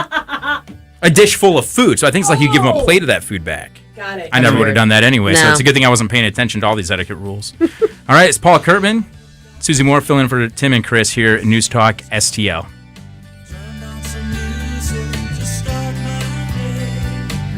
Have you been floored? Not until you've gone to Michael's Flooring Outlet. They've been a locally owned and operated family business for more than 28 years. You want variety? Michael's has carpet, hardwood, laminate, ceramic tile, luxury vinyl, natural stone, and many other options. Save money and get quality at Michael's. Plus, your installation will be done right the first time when you hire the experts at Michael's. You can shop in store at one of their 3 convenient locations or shop from home. Check out everything that Michael's has to offer at igotfloored.com. Hey folks, Tim Jones here of 1019 941 News Talk STL. Join Chris Arps and I and the St. Louis Young Republicans this Sunday for the annual Freedom Fest Barbecue at the St. Louis County GOP headquarters at 11:30 a.m. Special guests, Attorney General Eric Schmidt, Secretary of State Jay Ashcroft, State Senator Bill Eigel, and more. Stand against tyranny, strengthen the conservative movement, enjoy tasty eats at the St. Louis Young Republicans Freedom Fest Barbecue this Sunday. More information at newstalkstl.com. If you are on Medicare, you need to listen to this message. Open enrollment for all Medicare participants starts October 15th. This is a very critical time of the year for you to make needed changes to your plan. This is Mike Butts with MB Health Insurance Agency. Regardless if you are new or renewing your health insurance, the process can be confusing and very time-consuming. MB Health is local here in St. Louis, and we will handle your enrollment quickly, properly, and effectively. Find us on the web at mbhealth.com. MB Health can also help small businesses find the perfect medical coverage for their employees. That's mbhealth.com. Hi, I'm Jen Wallner. And I'm Rodney Wallner with the Wallner Home Selling Team at Berkshire Hathaway. Hey, Rodney, how do you sell your home for top dollar? That's easy. Call the Wallner Home Selling Team at 314-810-SOLD. What if I want a flexible commission rate? Call the Wallner Home Selling Team at 314-810-SOLD. When's the best time to sell your home? Right now. Call the Wallner Home Selling Team at 314-810-SOLD. For all your real estate needs, call the Wallner Home Selling Team at 314-810-SOLD. That's 314-810-SOLD. KLDY HD3 Clayton, K270BW Bellefontaine, KNBS Bowling Green. This is News Talk STL at 1019 941 and always streaming at newstalkstl.com. News this hour from townhall.com. I'm Keith Peters reporting. 2 Russians claiming to have fled their country to avoid being dragged into its war in Ukraine have turned up on a remote island in Alaska, asking for asylum. Correspondent Ben Thomas reports. Senator Lisa Murkowski's office says it's been told by the U.S. Coast Guard and Customs and Border Protection the Russian nationals said they'd fled a community on Russia's east coast to avoid compulsory military service. They landed at a beach near Gamble on St. Lawrence Island in the Bering Sea. The isolated community has a population of about 600.